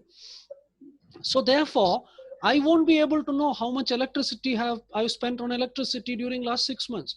How much have I spent on fuel during last 6 months? How much have I spent on salary during last 6 months? I have no idea. So therefore, this is a summary of my situation. The details of this is not available.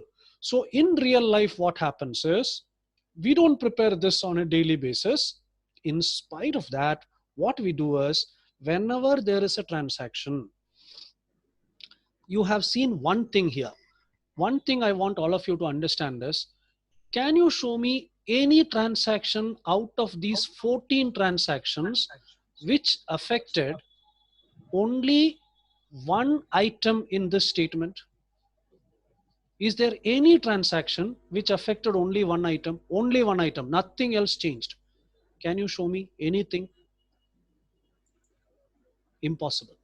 There is nothing which has affected only one item, which means if transaction 1 is here, it is also here. If transaction 3, it has affected, sorry, transaction 5, it affected bank, it also has decrease in bank, increase in stock. Transaction 8, increase in reserves, decrease in stock, increase in debtors. Why is it that there cannot be a transaction which increases or decreases only one item? Because the moment you have a transaction which increases or decreases only one item, your total of sources and uses will not be same. Obviously, see, if something has happened, it has at least two sides. It may have three, but it has at least two. It is like for one giving, there is one taking. So if there is one item changing, correspondingly, another item should also change, which means if one source has gone up, another source should come down or an application should go up. Similarly, if a source has come down, another source should go up or an application should come down. This is like two sides of a weighing balance.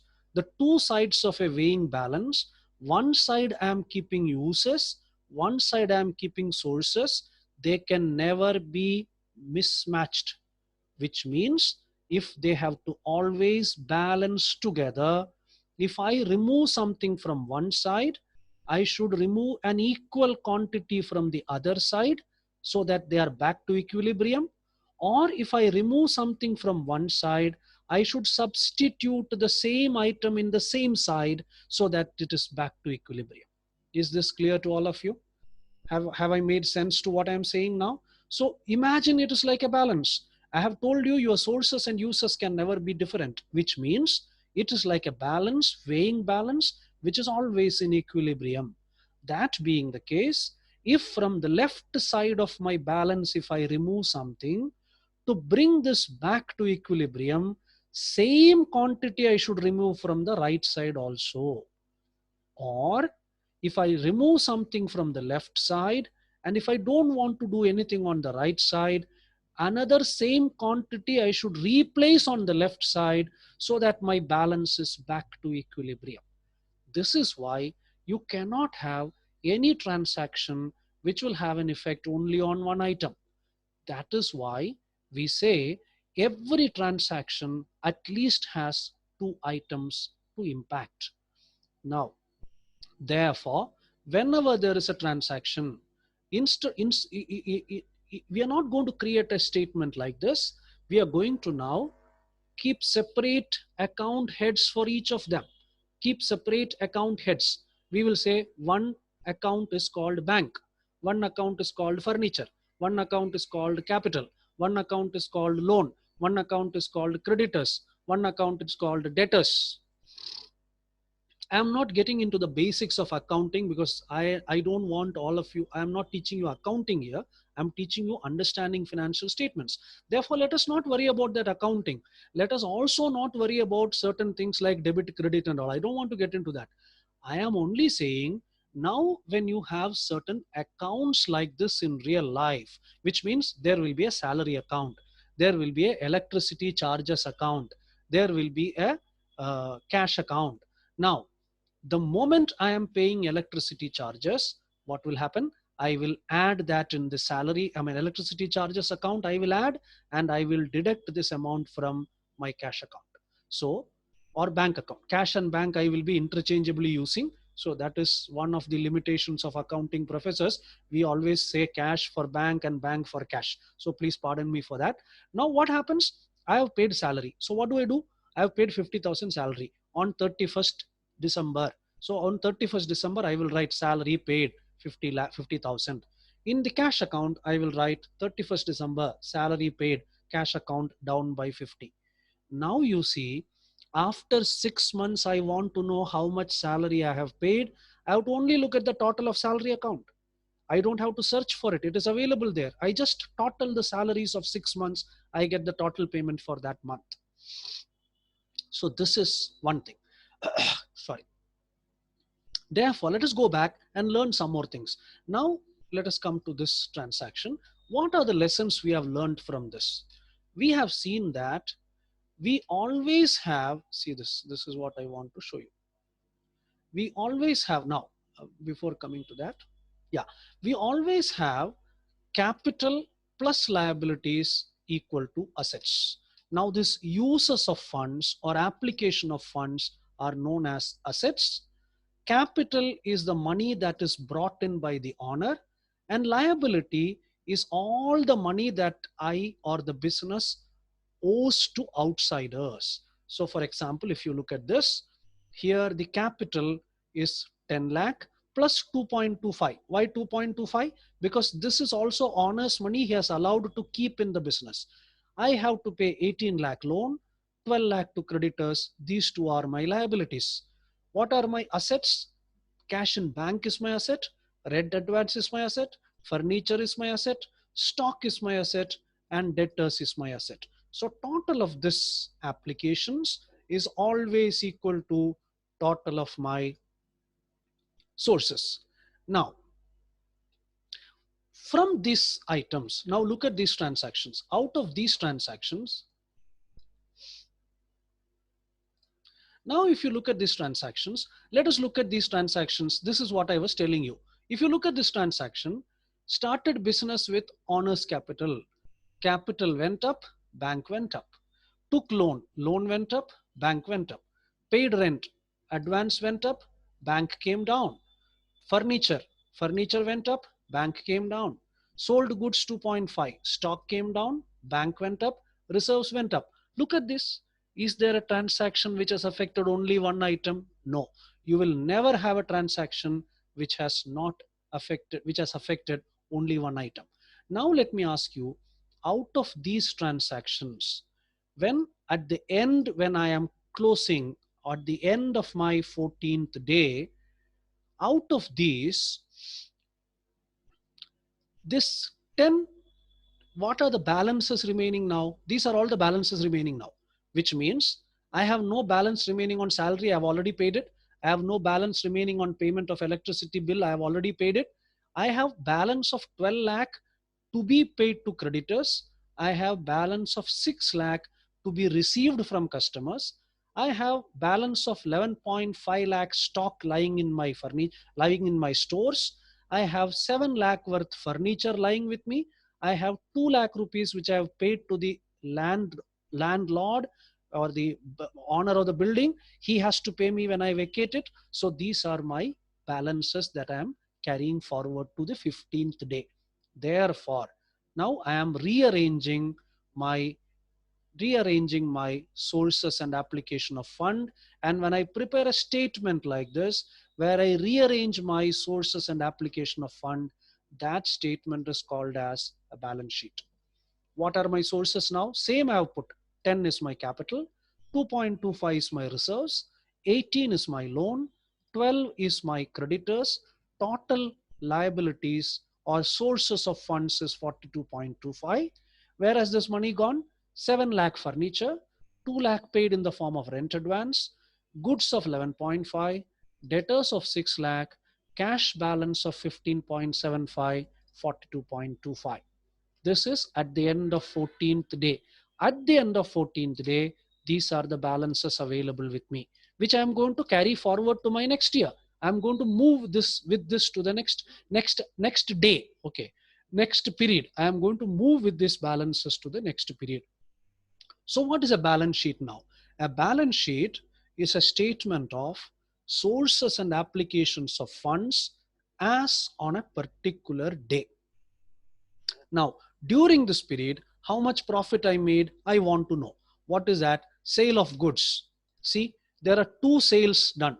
You remember here, there were 2 sales. One sale was 5 lakh and another sale, sorry, one sale was 2.5 lakh and another sale was 6 lakh. But the sale amount was 2.5 lakh was sold for 3.5 and 6 lakh goods were sold for 8 lakhs, which means the total sales for me was 8 plus 3.5, which is 11.5 lakh. So I have sold goods for 11.5. I had another income during this period. This is revenue income, that is short-term income. That was my transaction number 13, interest that I received on my deposits. So I got 11.5 lakhs in the form of sales, 25,000 in the form of interest. So my total income was 11.75. What was the cost of these goods which I sold? Come back to this. I sold first 2.5 lakh worth goods for 3.5, 6 lakh worth goods for 8 lakh. That means cost of these goods is 2.5 plus 6, which is 8.5. I paid a salary of 50,000, electricity charges of 50,000. My total expenses is 9.5. So my profit is 11.75 minus 9.5, which is 2.25. That 2.25 is sitting here as reserves because the owner has not withdrawn any money from the business. Clear? Is that clear to you? So this is how it looks. Now this statement, which compares my revenue incomes and revenue expenses. Look at this. Sales is a revenue income. Revenue income means short-term income. Interest received is a revenue income.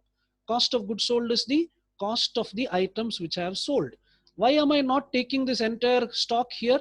Because this 11.5 stock I cannot take here. Why? Because this 11.5, don't confuse this 11.5 with sales. Huh?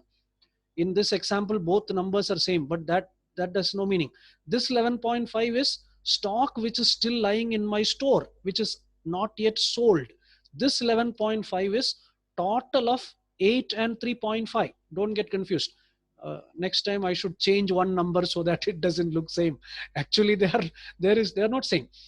This stock which is lying with me still, which is not yet sold, I am not considering here because this, during this 14-day period, the stock that I have sold is only 8 lakh 50,000 worth stock. I paid a salary of 5. These are my revenue expenses. So my total profit is 2.25. Now, this statement of profit and loss is made for a period, not on a particular day, whereas balance sheet is at the end of a particular day. If you remember a little bit, if you have learned economics, in economics we have a concept called stock concept and flow concept. This balance sheet is a stock concept. That means how much is there at a particular point. And a flow concept is how much is flowing during a period. Flow cannot be at a point. Flow is always for a period. Any standard economics textbook you take, they will always give an example of a dam. They will say how much water is there in the dam is a stock concept. How much water has flown into the dam during last 3 days is a flow concept.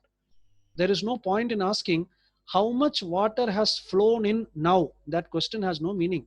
You should give a time period to measure the flow. Similarly, stock cannot be measured for a time period. Stock is measured at one point. I'll give you a very simple example. If I ask you how much money is there in your bank SB account, you give me an answer. That answer is at that particular point. Is there any meaning in asking how much money is there during last 1 week? It has no meaning because stock is measured at a particular point. I ask you how much money is there in your bank account now and you tell me 7,000 rupees. After telling this, you walk into an ATM and withdraw 1,000 rupees. Immediately after that, now the money in your bank is only 6,000. So what you told me 3 minutes ago has changed now.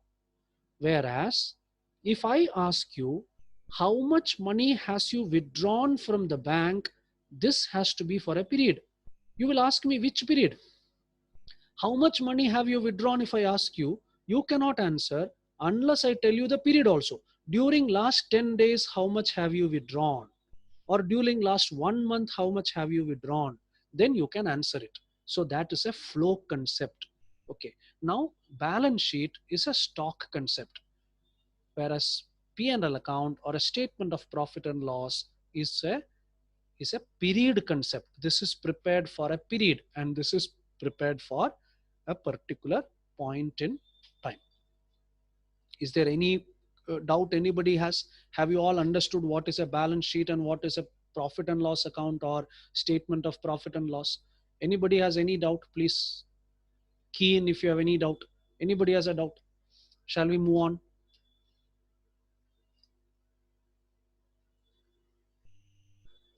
Can we go ahead? All of you are with me?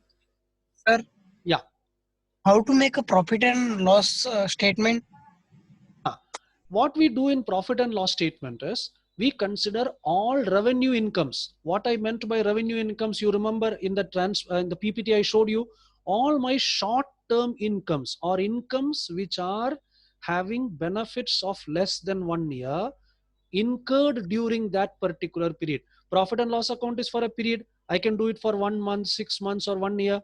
So if it is a 6 months profit and loss account, for that period, say assume that I am preparing a profit and loss account from 1st January to 30th June, which is a 6 months period.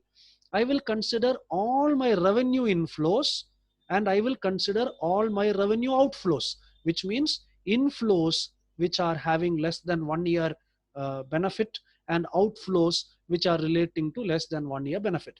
So the revenue inflows minus revenue outflows during that particular time period is my profit and loss account or profit and loss statement. If my revenue is more than expenses, I make a profit. If my revenue is less than expenses, I make a loss. Is it clear, Mr. Sunil? Yes, sir. Yeah, we will look at it. A lot more examples are coming, so we will definitely look at it. Okay, we will go further and look at it. Can we move now? Can we move to some more related concepts only? Okay, fine. Let's go back to this. And then now I am seeing, now you see, this is an interesting thing which all of you should understand. Now, if you look at honor bringing share capital, does it have a revenue impact? No, because it's a long-term impact. It doesn't have a revenue impact, which means you are not making any profit or loss because the honor is bringing. What I mean by revenue impact is it impacting your profit or loss? Honor bringing capital, there is no profit or loss happening here. Therefore, this transaction reflects only in the balance sheet. Let us go back here and see. The capital 10 lakh brought by him, you see, you won't find it here. Where is it sitting? It is sitting in the balance sheet. It doesn't come here at all. It did not come here. Nowhere it is shown in P&L account, whereas it is part of your balance sheet. Similarly, taken loan. You took a loan. When you took a loan, that loan taken also doesn't have any profit or loss implications. Therefore, where is your loan sitting here? Your loan is sitting here. Your loan doesn't come anywhere here. Nowhere the loan has come here. Whereas your loan is sitting here as 18 because you repaid out of 20, you repaid 2 lakhs. Rent advance. Again, by paying rent advance, you are not getting profit or loss. This is not a transaction which is going to create profit or loss for you. Therefore, now it is come only in balance sheet. Purchase of furniture only in balance sheet, because these are all completely capital nature. Purchase of stock, just because you bought stock, you are not going to make any profit or loss. A profit or loss happens when you start selling the loss and start selling the stock, and then when you start spending money on supporting your operations of sales. Okay. Now purchase of stock on credit, again, stock went up, creditors went up. It doesn't have a profit or loss impact. Therefore, it doesn't change at all. Sold goods worth rupees, sold goods worth rupees 2.5 for 3.5. Now you see this has a profit impact. The moment I am selling 2.5 worth goods for 3.5, now what happens?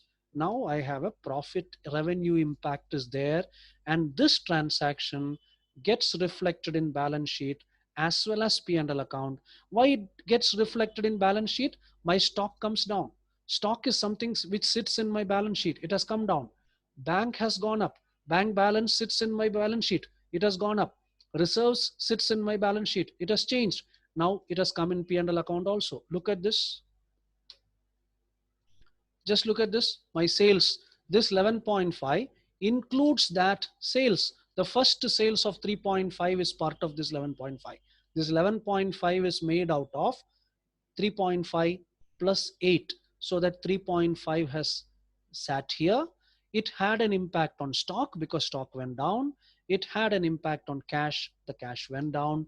It also had an impact on reserves. Next one, sold goods worth rupees 6 lakh for 8 lakhs on credit. Yes, it has a profit impact. You can see this. Therefore, it affects your balance sheet as well as profit and loss account. How?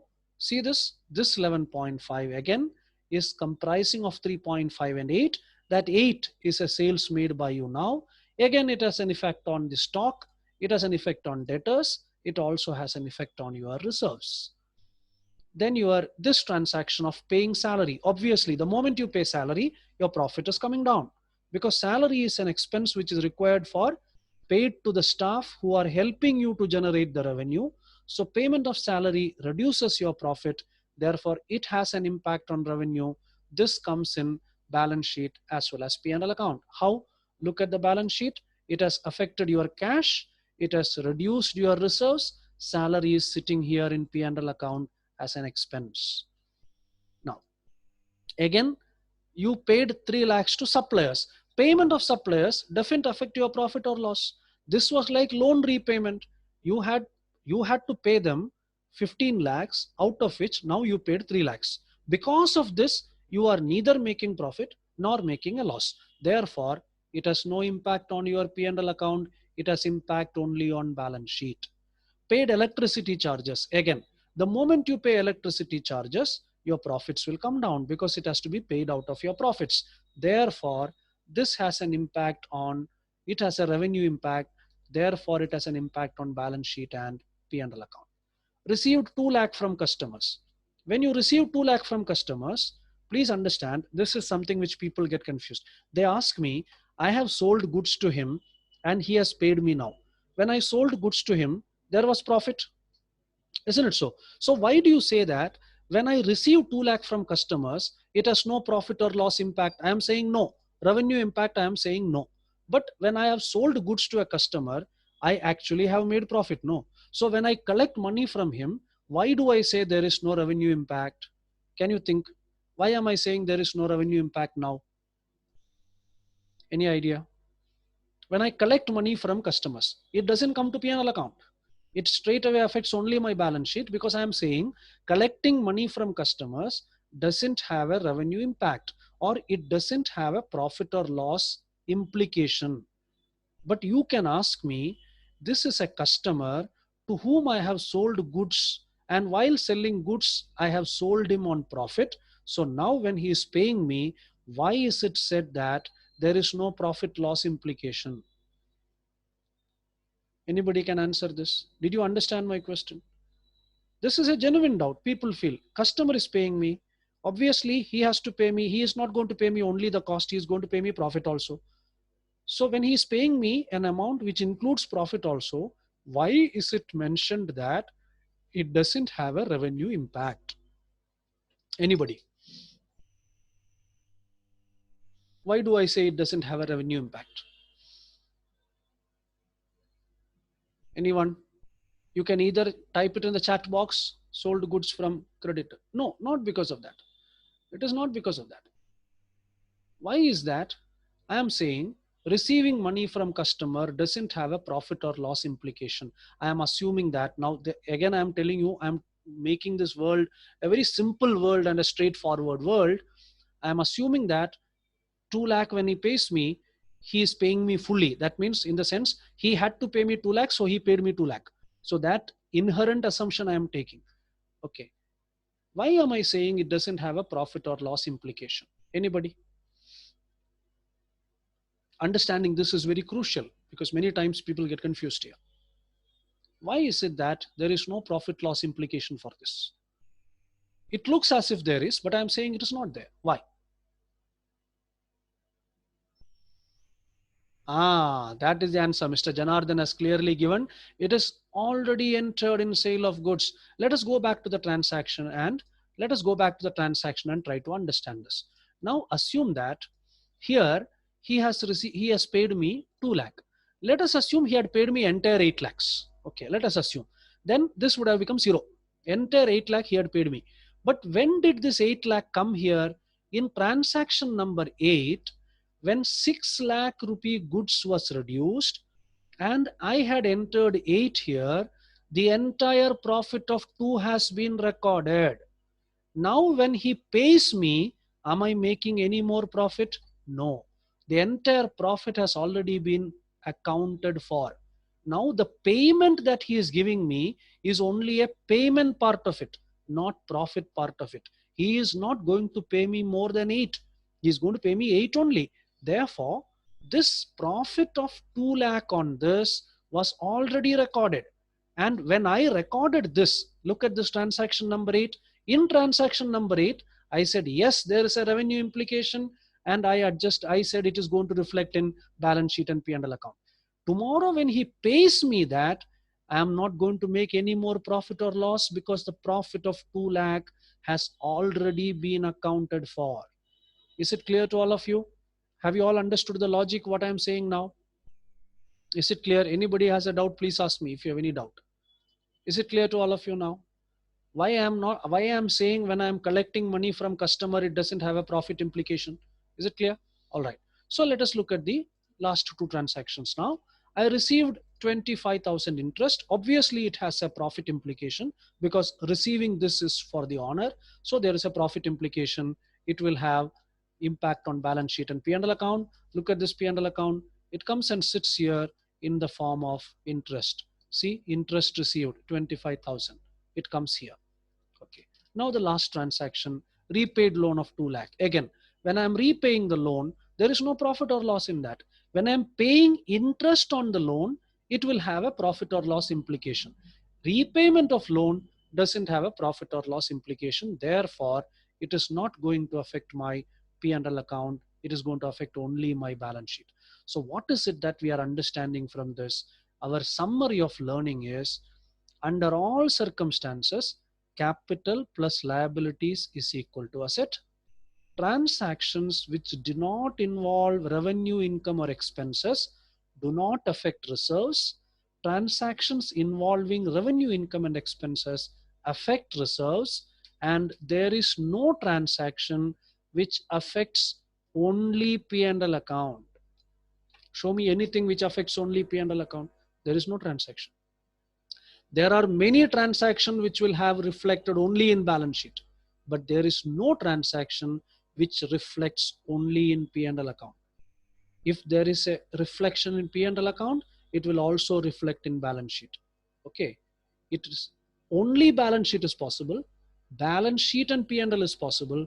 Only P&L is not possible. There is nothing which is going to enter your P&L account without having an impact on the balance sheet. Is this much clear to all of you? Is it clear? All of you are clear about this? Anybody has a doubt on this? Is it clear? Shall we move on now? So you take any transaction. It will, if it has a revenue impact, that means if there is a profit or loss coming from this, it will be reflected in the balance sheet as well as P&L account. If the transaction doesn't have a revenue impact, it will reflect only in the balance sheet, and no transaction will reflect only in P&L account. There is nothing which is going to affect your P&L account without having a counter effect on the balance sheet. All right. Now, if you look at the Indian companies, the way Indian companies, I'm talking about the registered companies, I'm not talking about partnerships and smaller business firms. If you look at the Indian companies, those Indian companies prepare their accounts basically based on what are the guidelines laid down by Companies Act. Okay. And the balance sheet of an Indian company looks normally like this. This is how the balance sheet of an Indian company looks like. they will divide these assets into non-current assets and current assets. Now, what are non-current assets? Just like I told you, long term. These are assets which are held for more than 1 year, and current assets are assets which are held for less than 1 year. Let us look at what are these. Every company in India, all companies in India, except some companies like banking companies, all other companies will prepare their balance sheet like this. We are going to see balance sheets of different real companies, so therefore don't worry about it. We will take examples of real companies and see them. First category is property, plant and equipment. This will have all your land, building, all properties, equipment, plant, machinery, computers, furnitures, vehicles, all this will come in first category, property, plant and equipment. Second is called capital work in progress. Capital work in progress means those long-term assets which are under construction. That means normally if you start constructing a building, a factory building, a new factory building, it is quite possible that construction itself goes for more than a year or so. Therefore, whatever money you have invested in those half finished assets, that is called capital work in progress. Investment property means the property which are owned by the business but given out for rent to others. Okay, the property which is used for business comes here, which means if you have a building owned by you where you are running your factory, that building will be coming under the first category. The business also has another building which is rented out to somebody else. That building comes under investment property. Is it clear to you how the property is classified? The first property is property which is used for the basic business. Second property is property which is owned by the business but which is used as an investment property. You have let it out for others to generate rent income from that. Now, intangible assets means assets which are not tangible in nature. You can't see these assets. These are assets which are not real assets. That can anybody give me example of this? An asset which is not real. You cannot hold it, you cannot see it, but this asset is very important. Yeah, goodwill, patent, brand, these are all intangible assets. Say for example, you take patent. You buy the patents from a US company to manufacture the drug in India. That patent which you have taken from that company is an asset for you, because without that patent, you cannot manufacture the drug. Therefore, whatever payment you have made to acquire that patent is an asset for you. Yeah, Mr. Baswaraj says royalty. Yes, royalty paid. When you are acquiring another business, you pay royalty. So these are all intangible assets. Say royalty, let me spend another 2 minutes on royalty. Assume that you have purchased another business, which means another person's business you bought. While buying it, you paid more. Whatever was the value of his business, say the value of his business was say 8 crore, but since you are buying that business from him, you have negotiated and paid him 9 crore, which means that 1 crore additional you paid is counted as goodwill. Sorry, not royalty, goodwill. It is counted as goodwill. Okay, so these payments which are made, or an author has given you permission to publish his book, so these things actually will be treated as intangible assets. Okay, financial assets. Financial assets are, your business would have kept money in fixed deposits, long-term fixed deposits, 3-year fixed deposit, 5-year fixed deposit, or your business would have invested in shares or bonds or debentures of other companies. That becomes a financial asset. Other non-current assets are various current assets. We will come to it little later, which are not classified in any of them, which have a long-term implication. Current assets, if you see, inventory is first category. Inventory is actually your stock. Now this inventory can be further split into 3. One is called raw material in a manufacturing unit. Second is called work in progress. Third is called finished goods. So if you enter a manufacturing unit, you will find raw materials lying there in their stores. That is also part of inventory. You will find some stock which is in the factory under process. The production has started, but it has not yet ended. The stock lying under process is called work in progress, or WIP. And you also have some finished goods lying there. So total of these three is inventories. Financial assets, again, you will have financial assets here also and here also. These financial assets are long term and these financial assets are short term. For example, the money, if the business has a fixed deposit with 3 years maturity, that will come here. But the money lying in your current account of your bank will come here. Okay, and your debtors will also come here under financial assets. Other current assets are some other assets which are not classified here. Similarly, you will have equity share capital, that is the money brought in by the owners. Other equity, this is where the reserves will come. Other equity represents the amount of money which has been retained in the business out of profits made over the years by the owners. In our case, we saw reserves. That reserve will be part of this other equity. So one is equity, then liabilities. Equity is always long term. No, nobody brings in money to business to take it away after 3 months. Liabilities can be short term and long term. Long term liabilities are known as non-current liabilities. Short term liabilities are known as current liabilities. It can be financial liabilities, like you have taken a long term loan, it becomes a financial liability. Other non-current liabilities we will see later. Similarly, current liabilities can also be financial liabilities, like you have taken a short term loan. Businesses will have overdraft, cash credit. These are all short term loans. And other current liabilities and provisions. We will see what are provisions also little later. So this is how the balance sheet of a real life company looks like in the Indian context. Now, current assets are also known as working capital. Another word, the total of this is known as working capital. This current assets minus current liabilities is known as net working capital. Okay, so current assets are known as gross working capital. Gross working capital minus current liabilities is known as net working capital. We will understand the importance of this little later. Before we get into it, now another 15-20 minutes we have to spend. Some basic principles are there which are applied for preparation of financial statements, and these basic principles are known as accounting concepts. Understanding these concepts is very important. Once you understand the concept, you will understand financial statements better.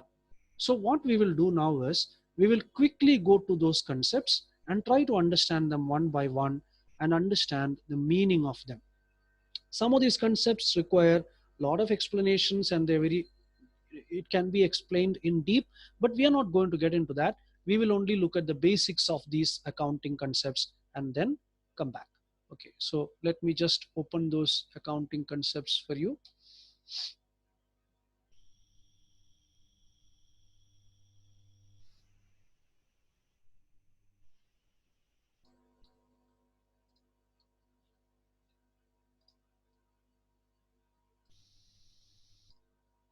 Okay, are you able to see a Word file, accounting concepts now?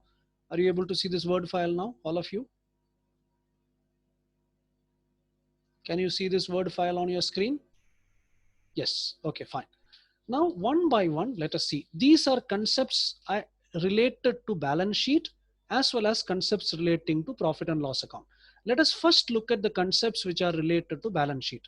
The first concept is called business entity concept. Now, what does this concept talk about?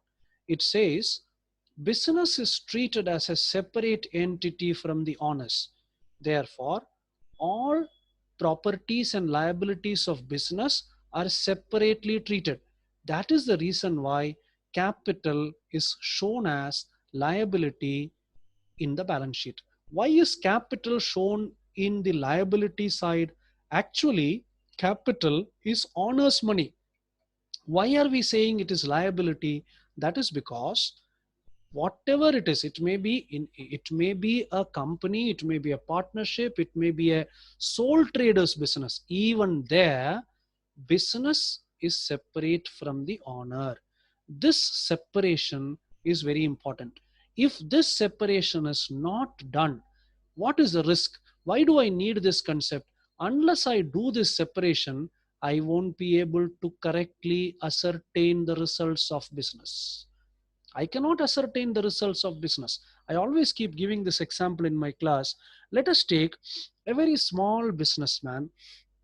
We see these kind of so many sole proprietor, small retail business owners. Let us take a person who runs a photocopying shop next to an institution, educational institution. Now it is a single man business. He has two photocopiers there. People come, he takes photocopy, and he does all these printing jobs, all these odd jobs he does, and he keeps collecting money from the people. He is a single owner. He is not even audited and all. He keeps paying rent to the shop. So this kind of a person, if you approach him and ask him, how is your business doing financially, he will say either it is doing good or it is doing bad. Okay, so people say, it is okay, doing good, okay, no problem. Somebody says, no, no, no, it is not good, I am not doing business well. But if you ask him, tell me, what is the profit you made exactly during last month, do you think he'll be able to give you an answer? Please tell me. Do you think he'll be able to give you an exact answer, correct answer? Will he be able to give you a correct answer as to last month, this is the profit I made? Will he be able to give an answer? Please tell me. You see this kind of shopkeepers everywhere.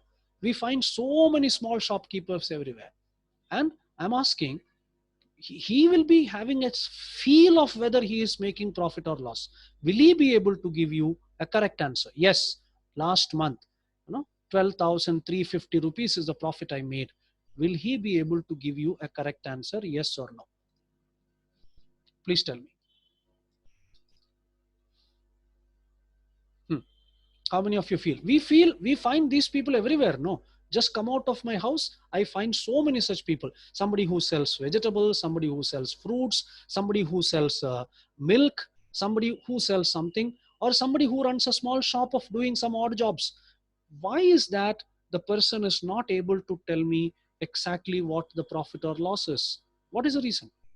See, sometimes I am even surprised. Not only this small businessmen, I have seen even some entrepreneurs who are well educated. Still, they are telling me, I don't know where the money is going. This is a dialogue which I have heard many entrepreneurs telling me. I am doing okay, fine, no problem. But where is the money going? I don't know. Now, this is a dialogue which I'm sure all of you have heard, or some of you have yourself told this dialogue. In your personal life, people tell me, sir, I don't know, I am getting good salary, but I don't know where the money is going. Why is that? One reason is they are not able to track it because they are not keeping a proper accounting system. Second reason is what? What is this small businessman? Why is he not able to exactly tell me what the profit he is making? Why is he not able to tell me? What is the problem here? Can you tell me why? Quickly, if you can key in the reason. What is the problem with small businessmen not being able to ascertain the correct amount of profit or loss made? Anybody? Quick. Anyone?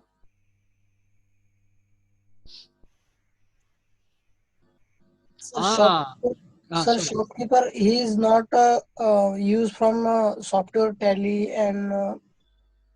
Obviously, that's what I said. First reason I gave is he doesn't have a proper accounting system. Therefore, he is not able to. But another most important thing is what Mr. Harish, Janardhan, and Mr. Prafulla have written. They don't differentiate between personal and professional or company related cash flows. Just imagine, just look at this photocopying man. Somebody's face is coming in my, somebody's face is there in my front, because I know a photocopying shop owner here next to my institute. Now you just go and watch him, what he does. Somebody comes, photocopying is done, he collects the money. Suddenly his son from school comes and tells me, I have to pay this money, please pay me 300 rupees for school fees. He will take 300 from the drawer in which he keeps the cash and gives it. Now this 300 rupees which he has taken from the business and given to his son is not a business expense. It is for his personal expense. This personal expense should be actually recorded as withdrawal of money from the business, which he is not doing. Similarly, what this person does every day morning, he comes from home. You can just imagine, these are day-to-day things we have to just observe. What he does, he comes from home, whatever cash is there in his pocket, he takes it and puts it into the drawer where the cash collection happens for that day. That money which he has put, maybe he has also brought some money from his personal bank account and put it here. Therefore, these people they are never able to differentiate between personal cash inflows and outflows and the business cash inflows and outflows. Therefore, ascertainment of profit or loss becomes a big problem. It is all mixed up. The moment it is mixed up, you cannot measure the performance of an organization. Therefore, the first principle is treat the business as separate. The moment you have an audited firm, okay, the moment you get into an audited kind of a firm, you have no choice but to separate them. Okay, or even if you have withdrawn for your personal use, when your accounts get audited, they will appropriately treat them. But if you don't have an audited situation, in that case what happens is this kind of a separation of ownership from the business is very important, and that concept is known as business entity concept. And that is the reason why capital is shown as a liability.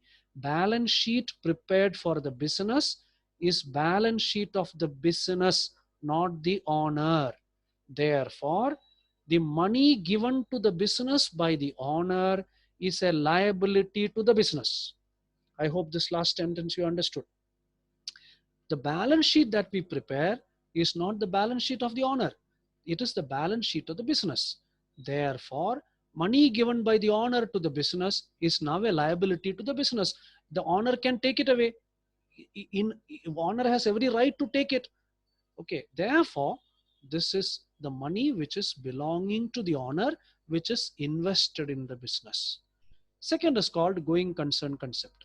Now this going concern concept says the business concern will continue to exist indefinitely or at least in the near future.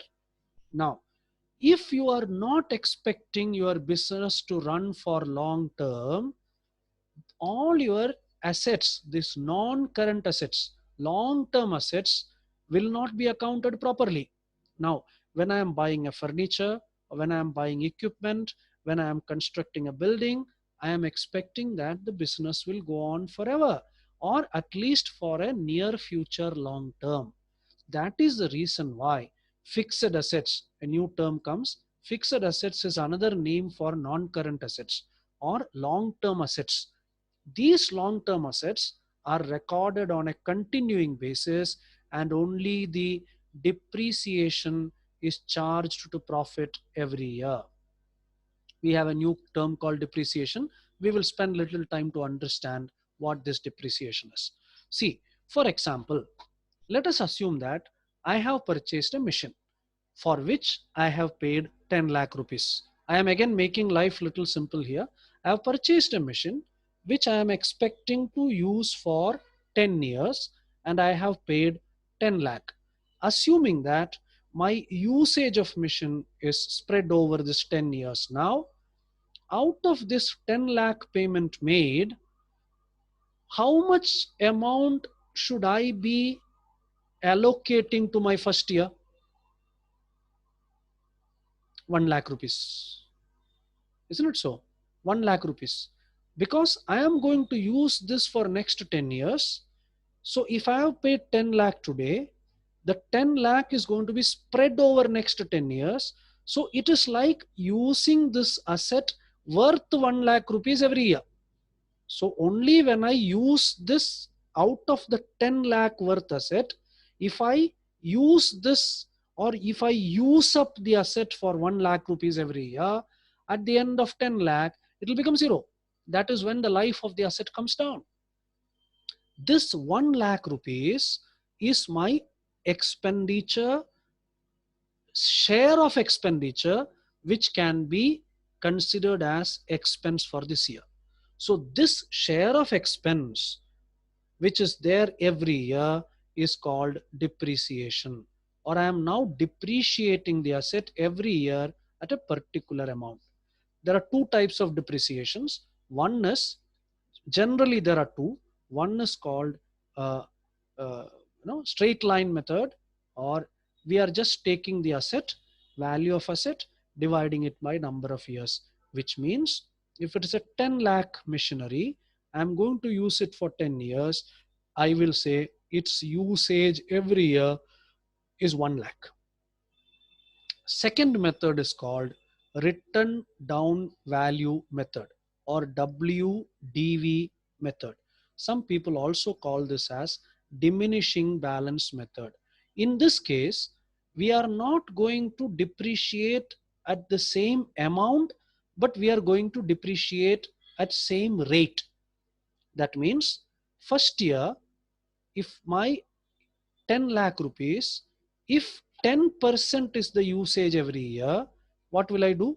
10 lakh, 10% of that, 1 lakh will be depreciation in the first year. Now the balance at the end of first year now becomes 9 lakh, because out of 10 lakh, 1 lakh has been already deducted. So 9 lakh is my balance. This 9 lakh, depreciation next year will be 10% of 9 lakh, which is 90,000. So at the end of second year, my asset balance will become 8 lakh 10,000, which is 9 lakh minus 90,000. So in my third year, my depreciation will be 10% of 8 lakh 10,000, which is 81,000. It means every year my depreciation is now coming down. This method is called written down value method, or diminishing balance method. What will happen to my sources and uses statement when there is depreciation? Let's go back and see. I will share it and show you now. The moment I have this sources and uses statement, now assume that, let us come here on this statement. Now you're able to see the Excel file. Are you able to see the Excel file now? All of you can see Excel file? Yes, sir. Yeah, okay. Now, we have furniture here. Assume that at the end of 1 year, I am going to charge 50,000 rupees depreciation on furniture. You know what will I do? I will just deduct 50,000 from here. So this will be 0.5. Depreciation is like a revenue expenditure.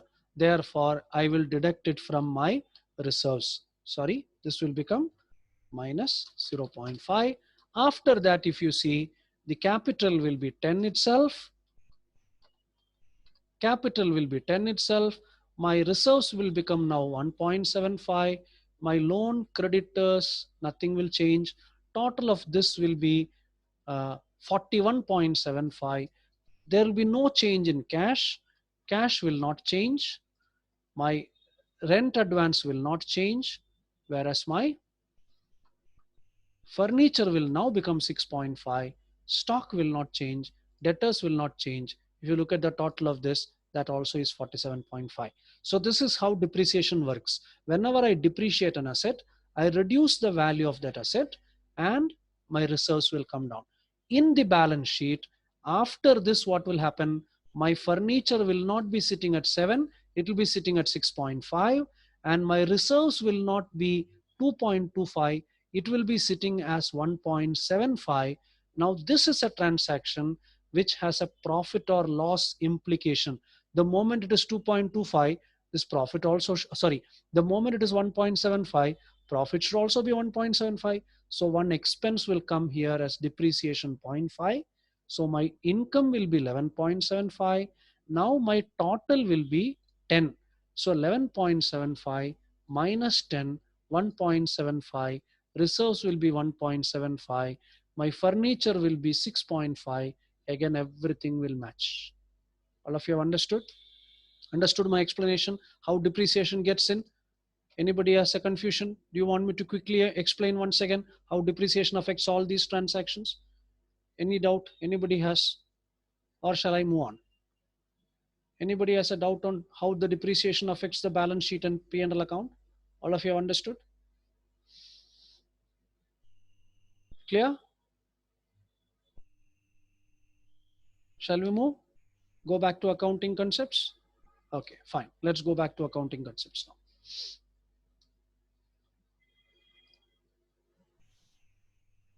Okay, so the third is called a cost concept. Assets and liabilities are recorded on the basis of cost that has been paid or agreed upon to pay. No subjectivity is allowed in assessment. This is to have a standard procedure of showing the value of assets and liabilities. Now, assets and liabilities are always shown at the amount that you have paid or agreed to pay. Okay, say for example, the best example for this is land. You have paid, say you have paid some 50 lakh rupees to purchase a land. In your balance sheet, this will be always shown as 50 lakhs, even if the value of land has gone up. So all statements are on cost basis. Therefore, there is no subjectivity. Now, if I ask you, you put the amount what the current value of land is. The moment you put current value of land, who is going to tell you what is the correct current value? See, there's a lot of subjectivity now. The moment you are putting the current value, who is going to tell you the current value? The current value is a perceptual value. Somebody says you have paid 50 lakhs, now it is worth 60 lakh. Somebody says no, not 60 lakh, it is 70 lakh. Where is the document for me? Where am I going to look at? Whereas I paid 50 lakhs, I have the document, I have paid. Actually, I have paid. Therefore, all assets are recorded on the basis of cost that has been paid, not on any other amount. Therefore, there's a standard procedure. Otherwise, lot of subjectivity comes in. But sometimes businesses do what is called revaluation of assets. In that case, they are going to appoint a qualified revaluer, and he is going to tell you what is the value. I don't want to get into that. That is a little advanced beyond the scope of this session. But let us understand, we are going to record everything, all assets and liabilities, on the basis of cost, not on the basis of market value. Market value may be more, market value may be less, on the basis of cost. Let me give you one more example here. Assume that I bought a vehicle. Now the vehicle which I bought is say 10 lakh rupees. It's a delivery van which is used for carrying my goods to customers' locations. 10 lakh rupees I have paid for this van.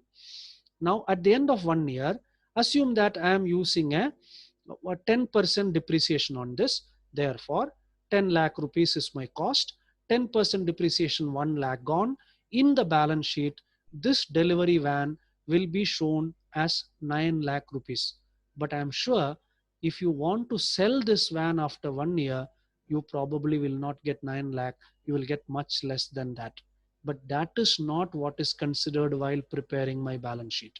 In my balance sheet, I am going to show my cost 10 lakh minus depreciation 1 lakh, 9 lakh, irrespective of the fact that the market value of this van today may be less than 9 lakh, but I'm not going to consider that at all, because the moment I start considering market value, it becomes subjective.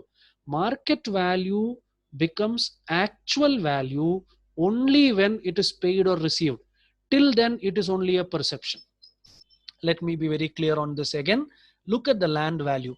You can never tell exactly what is the land value unless and until a sale transaction happens. Till that time, the value is only a perception. Perceptions cannot be recorded in financial statements. I hope this point is clear. Let us move on. The next point is dual concept. This is something which I've already explained to you. Dual concept I explained to you because this is what keeps your balance sheet in equilibrium, which means you cannot have a single transaction which has an impact only on one side. It says every debit, there is an equal credit. Forget about this debit, credit and all. They're all technical terms. It only says for every change in one item, there is an equal change elsewhere. Please understand that. That is the reason why your balance sheet is always in equilibrium. We have seen this already. Money measurement concept. This is a concept which says only those transactions which can be measured in terms of money are recorded, because I need a common unit of exchange and measurement. Okay. Only if it is measured in terms of money, and anything I want to record, I need a money. I cannot record in anything other than money. Okay. For example, when I said we bought goods worth rupees 8 lakh, we recorded it as 8 lakh, not in terms of kilograms or numbers or quantity or something. I will still keep record of quantity for my inventory tracking, but in the balance sheet, I will never include that. Okay, so if something happens, I need to get an equivalent monetary value for that. If there is a transaction or if there is anything happening in a business which doesn't have a monetary value, it doesn't get into my balance sheet or it doesn't get into my accounting cycle at all. For example, assume that you have shifted your office from one building to another building. Do you think this will be recorded in your financial accounts? No. Your address will change, but this shifting of building doesn't come to your account. But for shifting purpose, you have paid 2 lakh rupees to an agency which moved all your furniture, machinery, etc. from the old office to the new office. This 2 lakh payment to the movers comes into your financial statement. But the fact that your office premises shifted from, say, KG Road to MG Road doesn't come in financial statement. What is the monetary impact of that? There is a payment made. That payment comes into financial statement. So those transactions which can be measured in terms of money, only they are recorded in the financial statements. Let us come to, these are the concepts based on which balance sheets are prepared. Business entity concept, going concern concept, cost concept, dual aspect concept, and money measurement concept. What are the concepts relating to income statement? We will quickly go through that. Income statement, there is a concept called accounting period concept. Now, why is this accounting period? Your profits and losses are, we saw P&L account is for a period, for 1 month, 6 months, 1 year. So we normally decide accounting period as 1 year. It is always fixed as 1 year.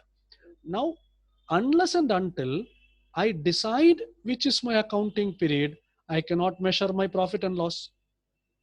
It is just like asking, what is the sales you made? Please tell me. Nobody can answer this question unless I also tell you a period here. What is the sales made by you during last 1 year? Now I can answer this question. Therefore, fixing an accounting period is important. So in order to measure the profit or loss made by the business periodically, time is divided into segments referred as accounting periods. Income statement is prepared for a specific accounting period. Balance sheet is prepared at the end of the accounting period.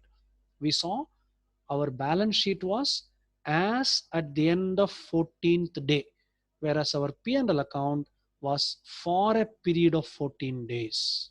Okay. Next concept relating to income statement is called accrual concept.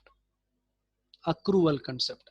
Accrual concept says all revenues and expenses pertaining to a specific accounting period, irrespective of whether they are received or paid, are considered for ascertaining the results. Okay.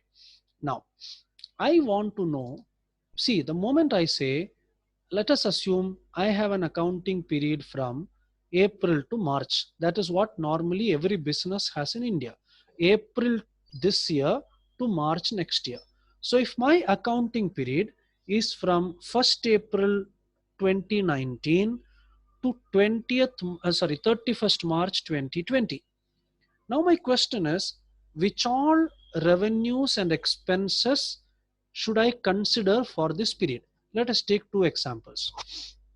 Now let us come back to this Excel sheet. I will come back to this Excel sheet for a while and then we will go back again. Now you see in this Excel sheet, see the sales made here of 8 lakh. This 8 lakh sales was made, and this 8 lakh sales, only 2 lakh was collected during the 14-day period. Out of this 8 lakh, only 2 lakh was collected during this 14-day period. But when I considered sales here, did I consider entire 8 lakh or only 2 lakh? I considered entire 8 lakh. This 11.5 was a total of those two sales, one 3.5 sale and one 8 sale. On the 3.5 sale, there is no confusion because it was a cash sale. Entire 3.5 was collected. It went and sat in my bank account. See this 3.5 got added to my bank account. But out of this 8 lakh sales I made, only 2 lakh came to my bank account.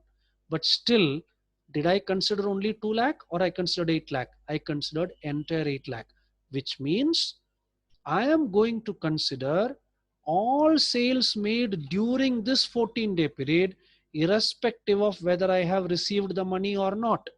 Similarly, in payments also same thing will happen.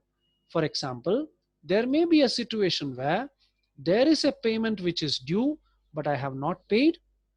That payment which is due, I have not paid. If it pertains to a particular accounting period, that payment also should be considered as an expense.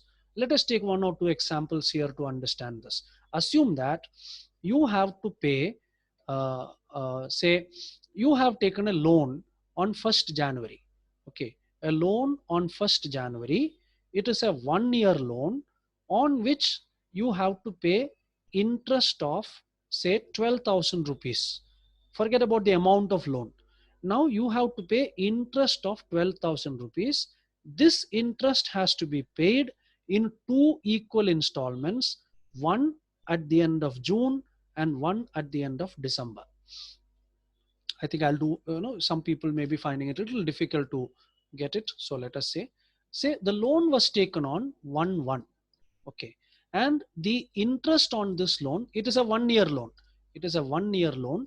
Let us not worry about the amount of loan. The interest on this loan is 12,000, and this 12,000 has to be paid in 2 equal installments. One payment is due on 1st July, 6,000. You have a 1st July 6,000 rupee due, and the second payment is due on 31st December. 31st December, which is also 6,000. Now, this is on 1st January, loan taken. On 31st December, you have to pay this interest plus repay the loan. Now, on 31st March, you are closing this accounting year. 31st March, you are closing this accounting year. You are preparing balance sheet and P&L account on 31st March. You are preparing balance sheet and P&L account on 31st March. Have you made any interest payment till now? No, because interest payment comes on 1st July. You have not made any interest payment till now. But let me ask you, is there any interest pertaining to this 3 months period? January to March, is there any interest pertaining to this 3 months period? Yes, there is a 3,000 rupee interest pertaining to this three months period. Why? Because for 12 months, since the interest is 12,000, it is like 1,000 per month, which means even though you have not paid, out of this 12,000, 3,000 pertains to this accounting year. Okay, so even if you have not paid, your payment is due only in July. You know what you will do? You will show this as an expense of 3,000 in P&L account, because this is an expense which belongs to this accounting year, even if you have not paid. Since you have not paid, Your cash balance will not come down in the balance sheet. Okay, so what is happening? A new liability is created. You have to create a new liability. So what will happen? In P&L account, you will show it as an expense. It will sit in the P&L account as an expense, only 3,000 rupees, because that belongs to this year. And in balance sheet, it will be shown as a short term liability or a current liability. Why? Because within next 3 months it is due for payment. Therefore, you will show 3,000 on the liability side or on the sources side of balance sheet. Sources side of balance sheet. Okay. Is this clear to you? Even though I have not made the payment. Okay. Now, let us assume another situation. Let me clear all this. Let's assume another situation. Say on 1st of February, I paid insurance premium of say 24,000 rupees for 1 year. Okay, 24,000 rupees insurance premium I paid for 1 year on 1st February. So it is like 24,000 insurance premium. Now insurance company will cover me from 1 to 1st February 2020 to 31st January 2021. This is my insurance premium coverage. Insurance premium coverage. Payment is made 24,000. Now on 31st March, I am preparing my P&L account and balance sheet because I am closing my accounts. I am preparing my P&L account and balance sheet. Now, my question is, should I consider this entire 24,000 there as an expense? I have paid the entire 24,000. My entire 24,000 has been paid now. Okay, my entire 24,000 is paid. One check of 24,000 has been paid. Now, shall I say insurance premium 24,000 here? Yes or no? Should I put 24,000 here? Because I have made the payment. No, completely 24,000 has been paid now. Can I show 24,000 as my expense in P&L account? Yes or no? Yeah. What do you think? Can I show 24,000 as payment in P&L account? Yes or no? I'm waiting for your answers. Yes. Somebody says yes. Payment is made. Yes. No. My answer is no. Because out of this 24,000, how much belongs to this period? How much belongs to this period?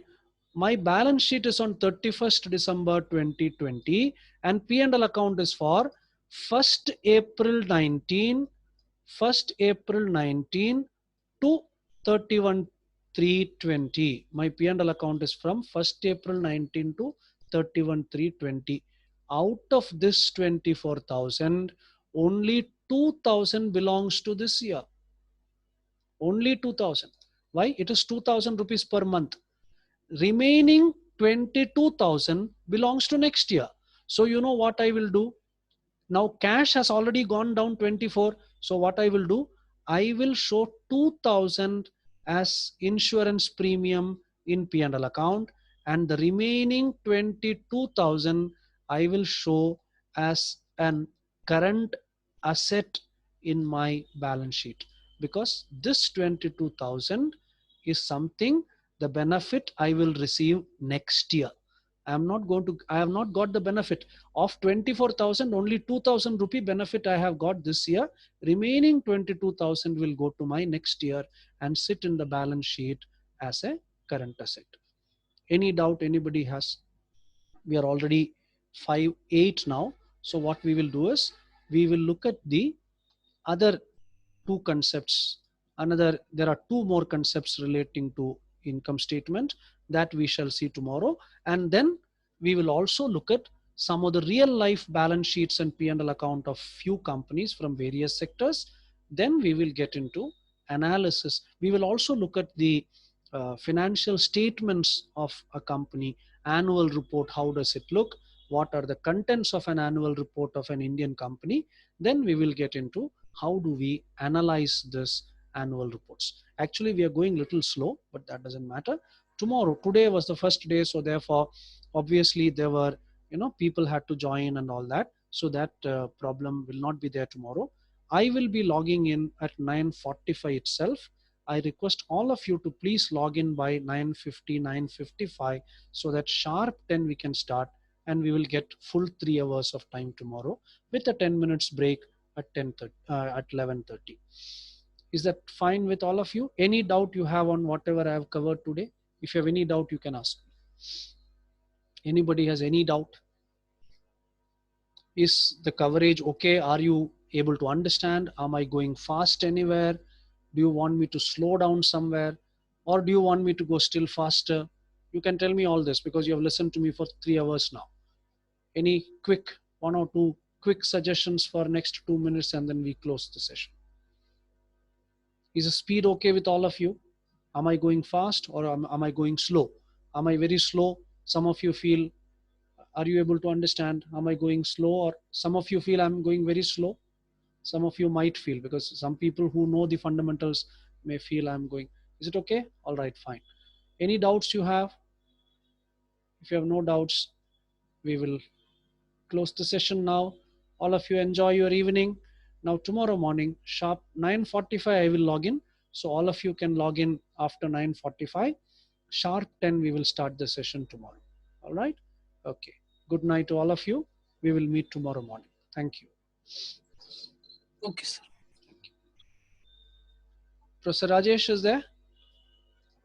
Yes, sir. I'm here, sir. Okay. Okay. You want to say something, Professor Rajesh? Or no, sir. I think we are good to go. I think okay. If anything is there, they can communicate either directly to you or to WhatsApp.